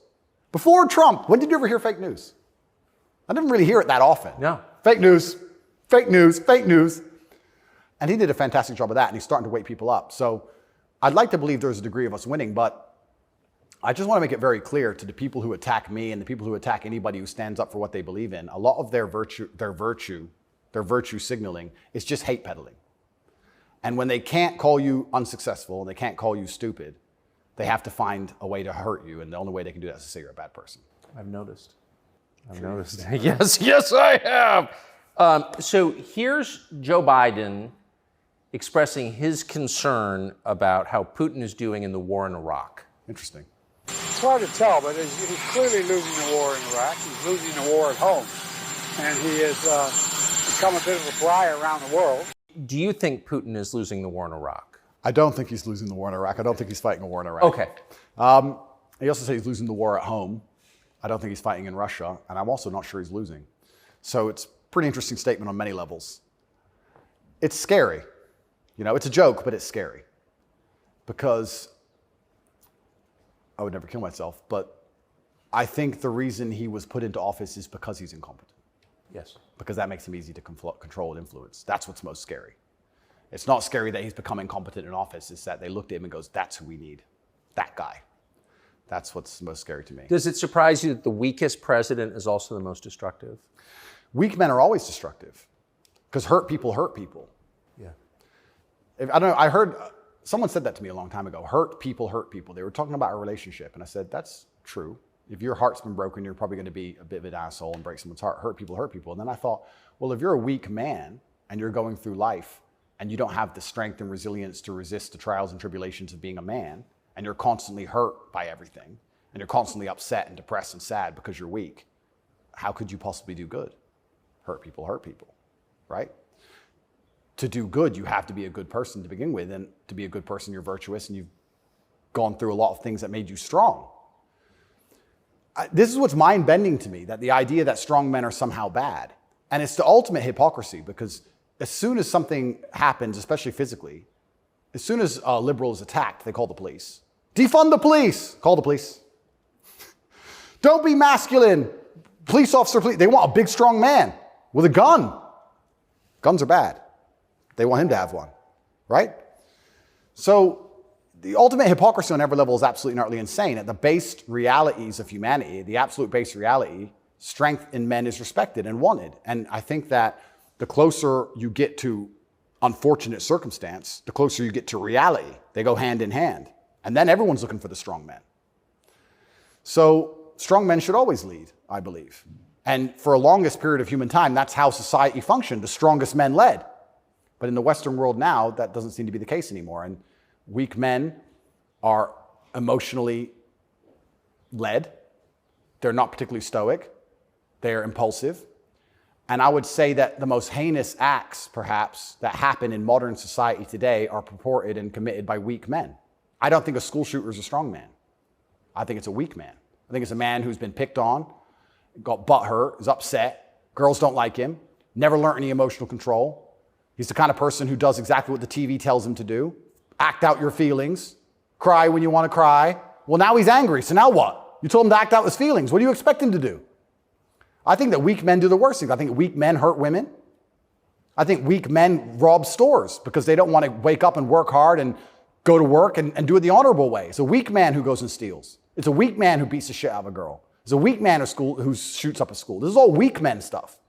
And society as a whole is telling men to be weaker and weaker, saying it's somehow the solution to everything because being a man is toxically masculine. Being a strong man is bad. It's toxically masculine. To be a good man, you have to be a very weak one. Well, look at the most heinous acts that are committed in society. Show me a strong, honorable, virtuous man of principle who's doing any of this stuff. So weak men commit the atrocities in this world. Absolutely they do. And it's weak men who also attack anybody of virtue because I think when you're weak, you're intrinsically unhappy. Yes. I don't think as a man you can be happy if you're weak. I think happiness and strength go hand in hand. Yes. I think that's how we're supposed to be, right? Even strength of mind, strength of conviction, strength of something. If you're weak, you're going to be miserable. So I do find satisfaction in the fact that most of the men who truly dislike me are miserable and weak. And also, like I said earlier about women being gatekeepers, women are fantastic. Women are they're like a barometer for society. I would say you can measure the strength of a society or the virtue of a society or how decayed a society is largely by the actions of many women. I'd like to argue that point. I can argue that point in many different ways. But women really want their man to be strong. Of course. They will punish you for being weak. And I'm not saying you can never cry to your woman. I'm not saying you can never open up to your woman. But there's going to become a time where she expects you to just be capable. There's a problem. And even if you don't know how to fix it, your job as a man is to say, I'll handle it. Even if you have no money and no hope. And to go find a way to fix the problem. If you're weak and go, I don't know, she becomes very resentful towards you. And she'll punish you for that weakness. And I think what she's trying to do on an evolutionary standard is inspire you to man up because it's your job to protect her, isn't it? Of course. So if she sees you and looks at you and doesn't see you as a man who can protect her, she can't respect you. So every survey of female happiness in the West shows just a straight decline since about 1970 till now. Women are becoming less happy in the West. I think it's very obvious. What accounts for that? How can you be happy when all the men around you aren't men, right? We are the most beautiful union that God has possibly created on the planet, a feminine woman and a masculine man. It's the most beautiful union that can possibly exist. It raises children the best. Both parties are happier. Both parties gain. It's a net positive for everybody. There's no negative. There's no downside. But if you destroy one side of the equation, then the other side is going to be completely and utterly miserable and unhappy. How as a woman can you be happy if you can't find a man who you believe can protect you, provide for you, sticks up for you, has morals, has principles? There's none of those men left. So then what they do is just go from man to man trying to find it. And by the time they've been through enough men to maybe find someone semi-close to it, they've been through too many men to ever be happy. And then you have the absolute destruction of Western society. We talk about why men don't get married anymore. I can tell you why I wouldn't want to get married in America. I don't see the point in being married to a woman who's had so many partners before me that she can't properly pair bond with me and then giving her the opportunity to financially destroy me. I think that would be a bad chess move. And I do believe in marriage. I think society would be better if everyone was married. I'm saying that if you're living in an immoral society, being a moral person, if you're not careful about it, you can get wrecked. If the game is rigged, you have to be very careful if you play it. So how do we encourage men to get married? Well, they need to be worth marrying, but so do the women, right? So everything's decaying on both sides. Everything's spiraling. One of the reasons I also got called misogynistic, and I'll say it here, I argue the point that for the longest period of human time, evolutionarily, women had to adopt and find a way to take the ethos of an opposing tribe perhaps quicker than a man could because of war. If the men would fight and a tribe lost and the women survived, they had to change how they thought to fit in with the new tribe to survive. Yeah, because they'd be carried off. Because they'd be carried off. Of course. Like the French women were sleeping with Nazis towards the end of it. Towards the end of Paris occupation, all the French women were sleeping with Nazis. When the Nazis got kicked out, the French women had all their heads shaved because they got caught hanging around with German soldiers. The German soldiers killed their husband. 3 years later, they need to eat. So the German soldiers have a wage. He's handsome. It's amazing how quickly they can adapt. And that's for their own survival. That's fantastic. But then if you extrapolate out and you understand that to be true, then you also understand that women are more susceptible to programming to a degree. I got called misogynistic by saying that if you sit 100 men and 100 women down in front of propaganda, I believe that women are more likely to believe a lot of that. I think a lot of liberals are female. They're more emotional. And it's easier to convince them of something if you use an emotionally led argument, right?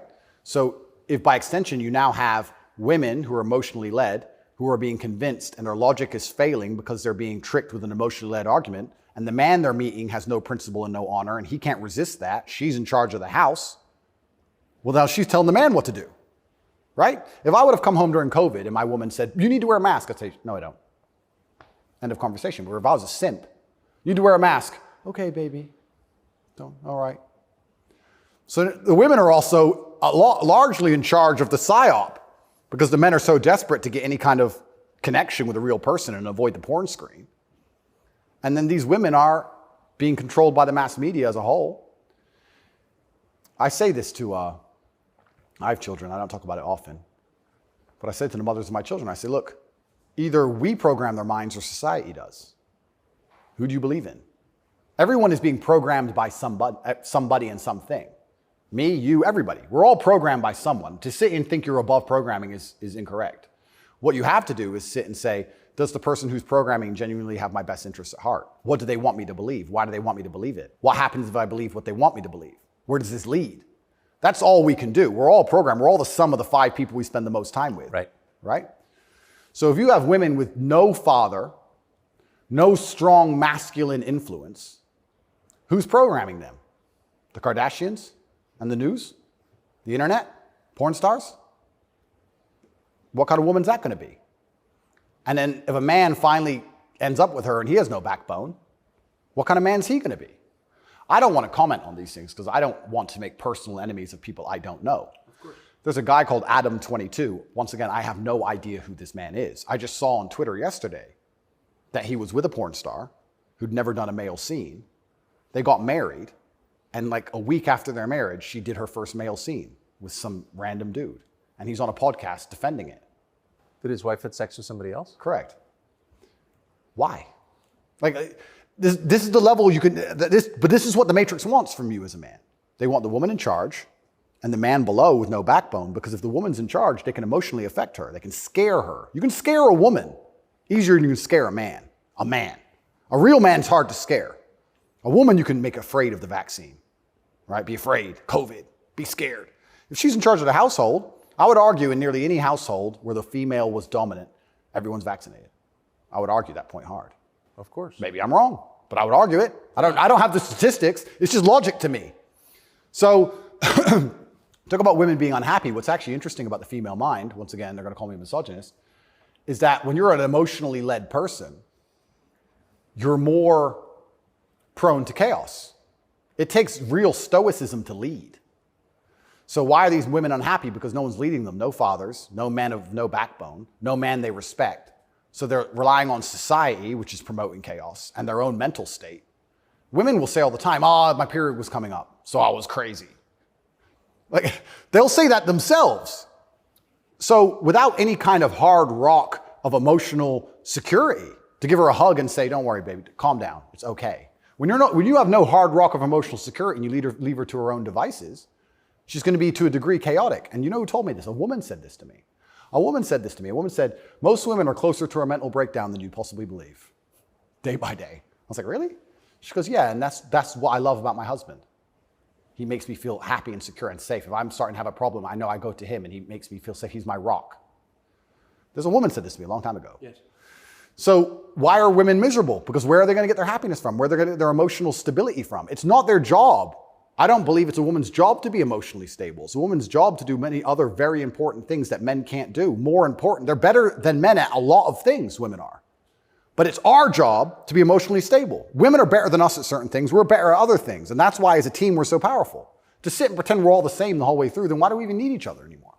Well, I don't think we do. You're exactly it. And this is why we have birth rates declining, porn, women who are running around sharing one man with no intention of having children, marriage is gone. Like, where do we think this is going to end? And what's interesting about Well, it ends with the training thing, right? Well, yeah, that's the ultimate. No, I'm serious though. If there's no, scrambling the idea of the gender binary, of sex differences, like that is kind of the end point, isn't it? Well, the end point is, yeah, men are the same as women, so it doesn't even matter. Right. I can be a woman today, I can be a man tomorrow. None of it matters anymore. I also think a large part of this transsexual movement, I think a large part of it is a deliberate attack on us and our senses because they're trying to convince us to ignore our eyes. I do believe that is a bottom line. I think the bottom line of slavery are your own senses. Like, no matter what I'm told, that it's cold outside, I feel warm. That's the bottom line.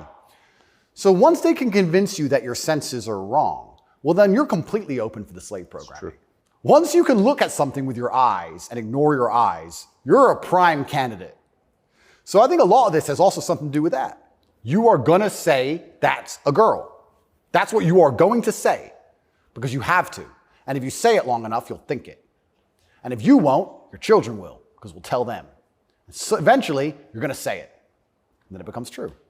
Then you ignore your eyes. Now you'll believe anything, right? Till the next thing comes along. Now you'll believe all the people on the jets telling you about climate change. It's all an attack on the senses. This is America's most famous admiral. It's such an important issue for our youth and adults. As you said, some of these laws are actually extending into adulthood. We often say that gender-affirming care is health care. Gender-affirming care is mental health care. And gender-affirming care is literally suicide prevention care. Would that be your view as well? I 100% agree. It's genuinely, I want to actually genuinely give my heartfelt condolences to any young person who falls for this crap, because you're going to be so miserable for the rest of your life. If you chop off your genitals, take a whole bunch of chemicals as a teenager, you are going to be miserable for the rest of your life. Yes. You're never going to be the person you want to be. You're never going to be accepted as that person. You're never going to feel happy inside. If you fall for this, I genuinely feel sorry for you. Me too. That's the first thing I'm going to say. The second thing I'm going to say, I find it very interesting that the only surgery we call affirming is gender surgery. Imagine a girl woke up and said, I was born in the wrong body because my tits are small. I'm a big-titted woman, but I was born in the wrong body. I need tit affirming care. I need to affirm my true body shape. Because otherwise I have a mental health problem. No, it's plastic. It looks good, perhaps, whatever. But we would never say she was born in the wrong body and we had to affirm her genuine body experience. Her triple Ds. Yeah, her triple Ds had to be affirmed.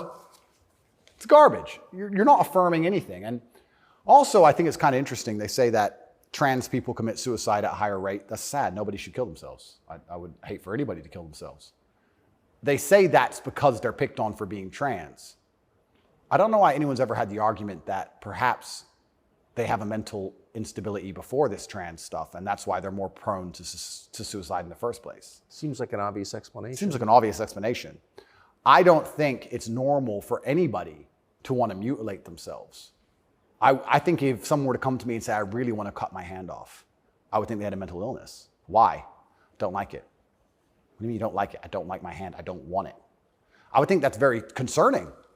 So I really, truly feel sorry for any young people who fall for this. I don't blame them. I think it's a massive psyop. And I think if you fall for it, you're going to be miserable forever. And one more point I'll make on this whole thing I found very interesting. I'm a professional fighter, so I spent a lot of time in Thailand when I was fighting. Kickboxing was big over there. And I've always thought, no one's ever mentioned that Thailand has a bunch of ladyboys, right? But if you say to a ladyboy, are you a man or a woman? She goes, I'm a ladyboy. What's that? I'm a man, but I'm a ladyboy. They don't see themselves as women in the real sense of I am female. Right. They don't want to compete against women in sports. They don't want to pretend they can have kids. They don't talk about having periods. They're like, oh, I'm a ladyboy. It's like kind of like an in-between. It's got its own thing. India has the same. Yeah, it's fine. Nobody over there is genuinely arguing that they are actually female. Only in America are we doing that.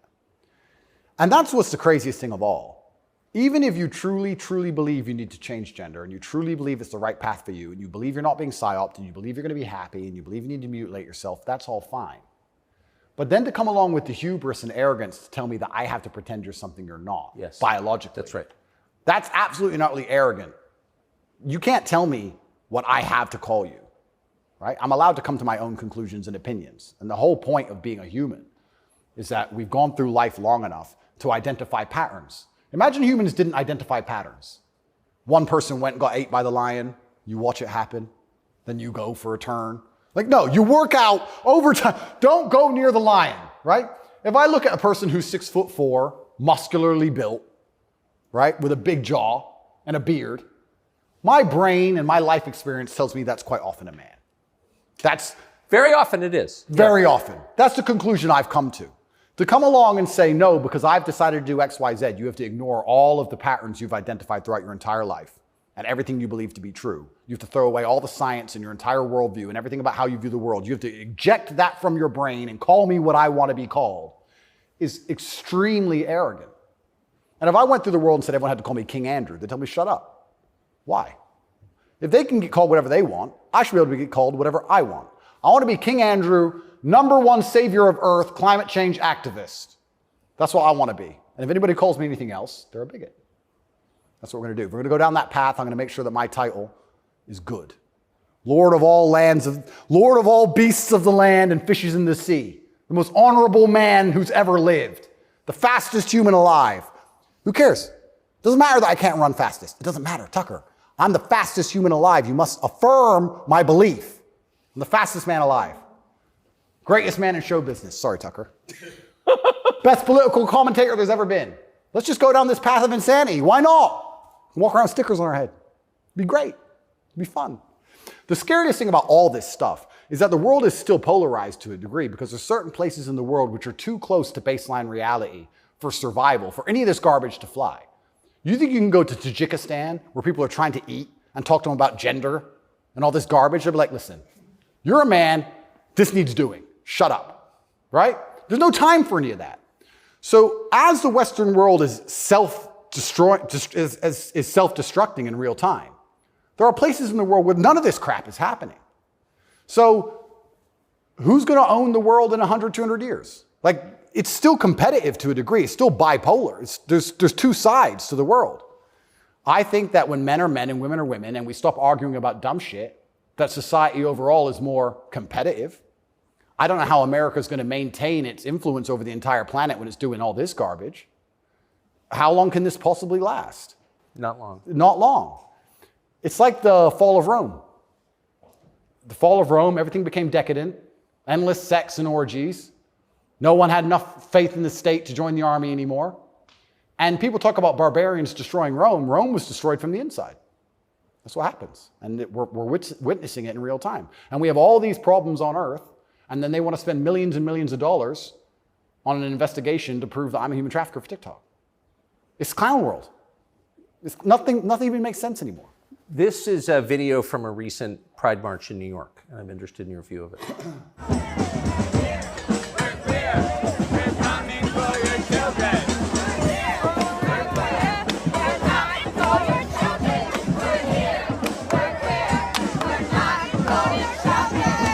So I have a few points on this. The first point is that it is an unfortunate reality, and I'm not going to be called a bigot. I'm going to talk about the reality that the homosexual community cannot reproduce in and of themselves. So for them to have a community into the future, they do need your children. That's how they think. For there to be a homosexual community in 100 years from now, they need straight people's kids, because only straight people have children. So they're telling the truth. That's the first thing. They mean what they say. The second thing is, I think a lot of this is an attention grab by them. I think they are slightly disappointed in how tolerant many people actually are. I have no problem with gay people. I don't care. I'm gay. Cool. I want to get married. Fine. I'm going to wave my dick in your kid's face. Wait a second. Yeah. They push it to a point where we have to react. And then when we react, they say we're bigoted. Children are innocent, and destruction of innocence is one of the most disgusting things on the face of the planet. It's terrible if a child is killed in a war. It's terrible if a child's mind is warped by any propaganda mechanism. They're innocent. What I don't understand is why, imagine heterosexual men walked around naked saying we're coming for the children. Well, someone gets shot. Absolutely. So why is it when For you good reason. Completely. So as soon as there's this sexual orientation, they're completely protected. And I think that the whole point of having children as a whole is to instill them with your worldview. I know if I have children, I want them to be like me. We just talked about my last name and how I want them to honor me into post-death. Then I want them to be a representation of me, which means they should believe in my values and my creeds. Why is a group of people in New York walking around telling me what they're going to teach my kids and what my kids should believe? They're not your kids, they're my kids. Right. And that's what's so scary, because children are impressionable and children are raised by the state and the internet, effectively, which is why they want me off the internet. But they'll let a lot of people stay on the internet that say a lot about a lot of things. I'll argue that if I was transgender, the American embassy would have told Romania they were bigoted and removed me pretty quickly. I would genuinely argue that point. They would say, no, what you're doing is abusive to the LGBT community. He must be removed from jail. Of course, immediately. Immediately. But because I'm straight and heterosexual, it doesn't matter. We're the class that suffers the biggest bigotry that possibly exists in the Western world today. I would actually argue that point. But they're saying this to be deliberately provocative. They're deliberately trying to upset people. They want to upset you so that when you talk against it, they can call you names and call you a bigot. And also they mean what they say. And it's truly scary. I'm obviously a Muslim. I'm Islamic. What most people don't understand about a lot of the Islamic world is that a lot of these things are outlawed, right? But people say, so gay people can't go there. If you go to Dubai, you will see gay people. If a guy wants to be gay and do whatever he wants to do with a full-grown man in his own house, I don't care. And you can tell. You might have a waiter who's gay, whatever, etc. The only reason it's outlawed is not to stop a full-grown man meeting a full-grown man and doing what he decides to do. It's outlawed to prevent it bleeding into society and affecting the culture where the children are affected. That's why it's outlawed. And I'm not saying it should be outlawed in America, but what I'm saying is if you're not going to protect the innocence of children from any ideology, and if the ideology is deliberately targeting children because children are more impressionable and more capable of believing in things which simply aren't true, perhaps a man looking like a woman or vice versa, then that is a dangerous ideology that should be very closely examined. Well, if you're not going to protect children, or if you're going to encourage women to fight your wars, why have a society in the first place? Well, this is another Isn't thing. the whole point of society to protect women and You children? know what's really interesting? I argued this point once. They were talking about how the West is a patriarchy and it's so terrible to be a woman in the West. And I'm like, well, where's better to be a woman then? If it's not the West, please tell me. Pick another country besides America where you'd rather be a woman. It's garbage to begin with, but you're saying, America's a patriarchy and Americans are all misogynistic. And men are so bad and women have been oppressed since the beginning of time. It's always been a patriarchy. If that's true, why don't women fight our wars? Think about it. We can get the women of our country and the women of another country and let them go die in a ditch. And us men can just sit around being patriarchs. Why do we have to go die? Why do we have to go get our legs blown off? No, because we're a patriarchy. Women can go suffer. Or do the women get to stay at home and we go suffer? How is it a patriarchy? Right? So that's garbage to begin with. But I think, genuinely to go back to that point, any ideology which is waking up and saying, our worldview is so extreme, the only way we can truly ensure it exists into the future is to find the most susceptible people on the planet to program and attack their minds, children. I think that's a destructive ideology and should be very closely looked at. And it doesn't matter if it's LGBTQ or anything else. I think if you sit children down and pump propaganda into their brain, and that's the only way you can get what you want, then there's probably something wrong with your ideas because you're afraid to challenge them with a grown adult. You don't want a fair fight. You understand? They don't want a fair fight. They want to sit with a child who has no idea what he's talking about and tell him that men are women and women are men and vice versa, and just completely confuse the poor child because they don't want a fair fight against a rational adult. And that's scary. It doesn't seem a huge improvement over, say, ISIS to me. Absolutely. That's how do you convince somebody to blow themselves up? Well, you find a young man, teenage boy, and you program his mind. Exactly. And it's exactly the same thing. They don't try and convince an older man to blow himself up because he's going to sit there and go, well, why don't you blow yourself up? And then there's an argument. You go find a young, susceptible person, right? And that's what's so scary about all of it. And it's also kind of funny that like this whole LGBTQ thing is also linked to the patriarchy, also linked to all this other garbage and all these other false narratives and false ideas. And it's these people who are attacking me saying, I'm dangerous for women because I'm a misogynist. You're dangerous for women for pretending men are women. You're more dangerous for women than I am. I'm saying a man's a man's, a woman's a woman. You're saying that if I put a wig on, I could go punch women in the face in the boxing ring. Who's dangerous for women? It's insanity. And again, they have no virtue at all. They just weaponize garbage and attack you with it. But I do think that children have to at least be the bottom line for society. That's the future. And if you have children at home, you're raising them. And if you struggle to feed them, the government doesn't care. They are yours and they're your problem and your responsibility. And you deal with all of the stress and all the worry of them being out late at night and all the responsibility of taking care of them. And you went through hell for them to exist. You don't owe their minds to anybody else. You don't owe it. So there has to be a point where you stand up and say, no, I raised this child. It's my child. That's my child. It's not yours. Absolutely. What do you make of Julian Assange? I think that it's crazy. It's the number one way to shut up the BBC, that's for sure. To mention him. Say, oh, you're a journalist. You care about journalism, do you? You care about a fair and independent story. Why is Assange in Belmarsh? Very interesting. What do they say? They don't answer. They try and change subject. They always do. I did it. I stole it from the Azerbaijani president. He started it. I saw that. Yeah, it's great. Do you know him? I don't know him, but I've seen enough of his interviews to like him. Me too. Yeah, I like him. And this is what I'm saying about the world. There's so many places in the world where they still live very firmly in the real world. All of this garbage is just the result of the very simple, easy lives that we have. Inside the movie The Matrix, which I recommend you watch, the agents say, we tried to create a utopia for the human mind so that your mind is in a utopian state and your body can just be used. But the human mind rejects utopia. We created the world in 1999 at the pinnacle of human civilization before machines took over because the human mind needs struggle and it needs problems. Otherwise, it rejects it. Yes. And I kind of feel like there's a whole bunch of people trying to just find problems and find struggle in their lives because they don't have enough motivation to do something that's genuinely difficult, like, help people. But they can't live in this state of complete vegetation. That's right. Then they wake up and say, oh, I'm oppressed. My pronouns. How much energy must it take to go through life trying to correct every person you interact with to call you Z? Think of the calories burnt. I can't think of a bigger waste of time. Think of the calories burnt. Every Starbucks employee, it's actually Z. Correct. You are a moron and you are just wasting so much energy. You could put that towards something beneficial. You could volunteer. You could go to the gym. There's so much more you could do with instead of walking around and talking about Z. You sound like a dumbass. But they're just finding struggle because they don't have any actual important struggle in their lives. And that's why it only exists in the decadent West. Do you think the coming famine will change that? Absolutely. I would argue that when the famine comes, I think all these feminists will look for a strong man of resource who is stoic, who has a good network, who's capable and important and respected. It's amazing how quickly feminism disappears. In fact, there's a podcast I did called Fresh and Fit. And I did this podcast in Miami, and I was arguing about gender roles with 7 girls.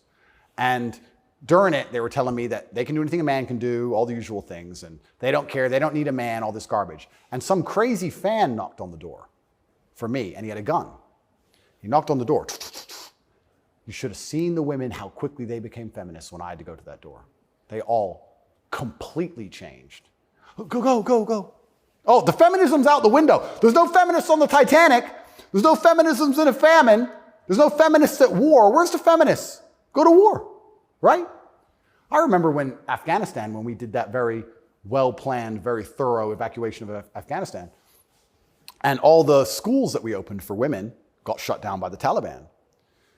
And I was having this conversation with someone, and I was saying, okay, well, you're an Afghan man, right? You've been hired by the Afghan Defense Force, and America's now left, and you have a meager wage, and America's left, and the Taliban are coming, and you're standing outside of the school with your AK, and they're coming with whatever they've got, and you're looking at the school going, do I really want girls to go to school that bad?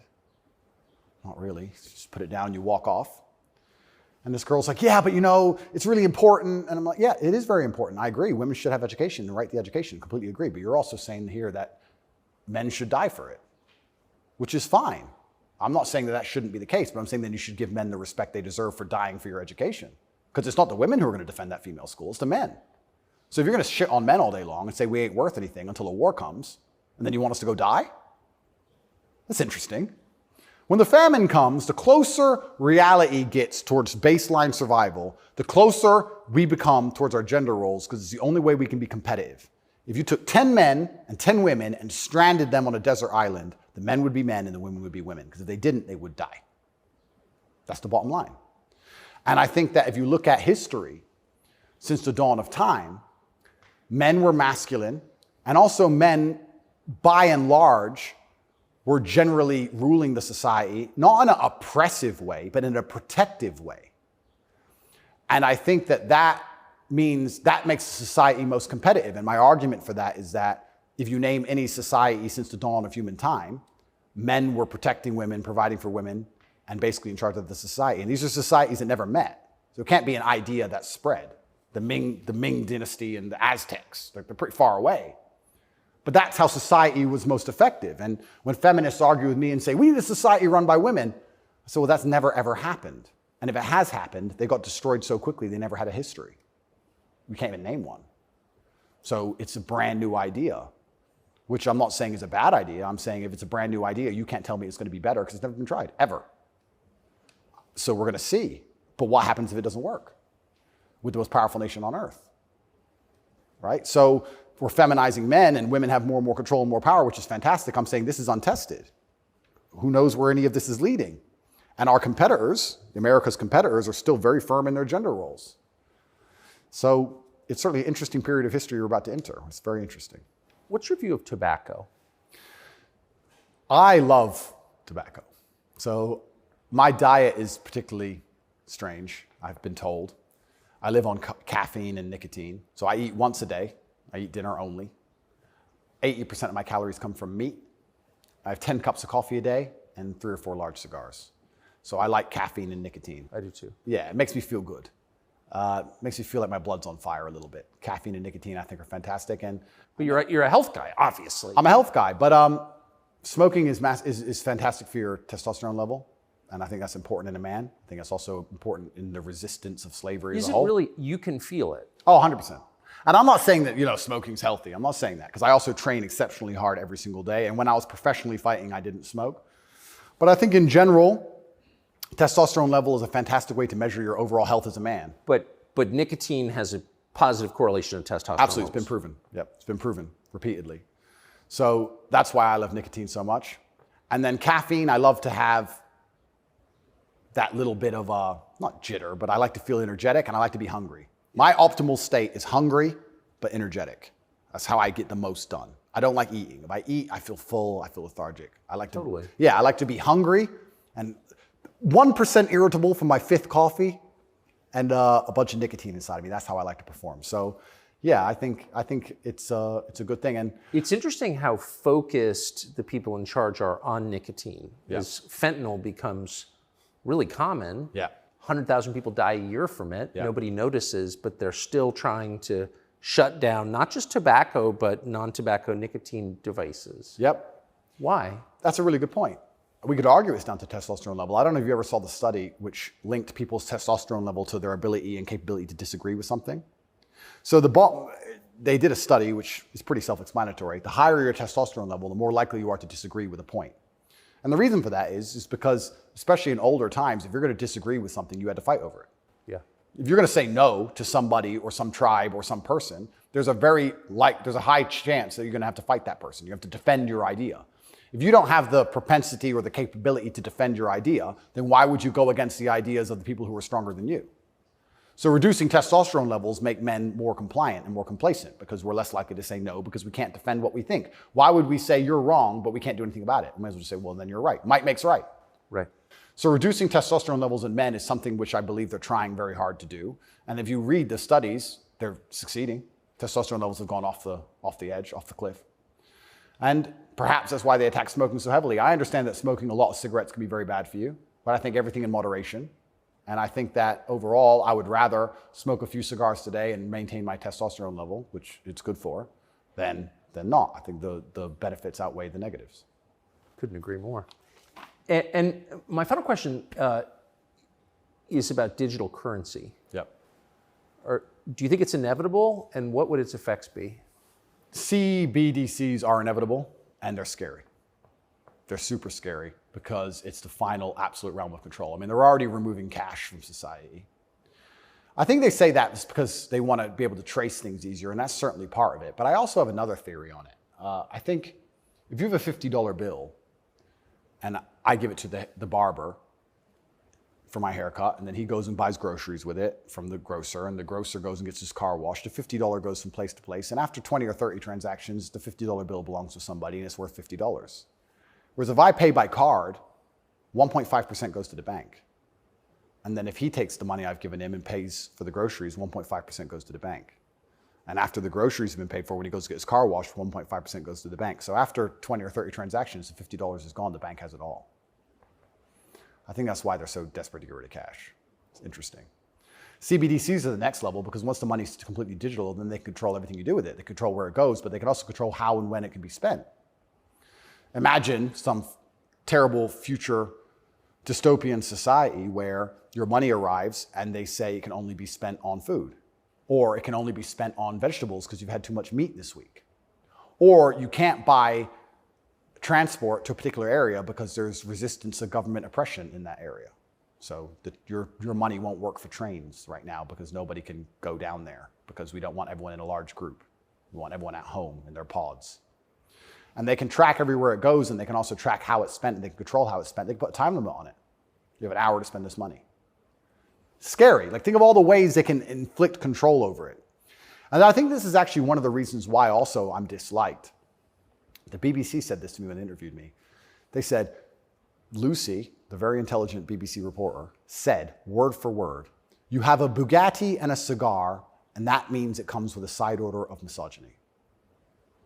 I said, how does having a Bugatti and a cigar come with a side order of misogyny? And you can order misogyny on the side? Looks like it.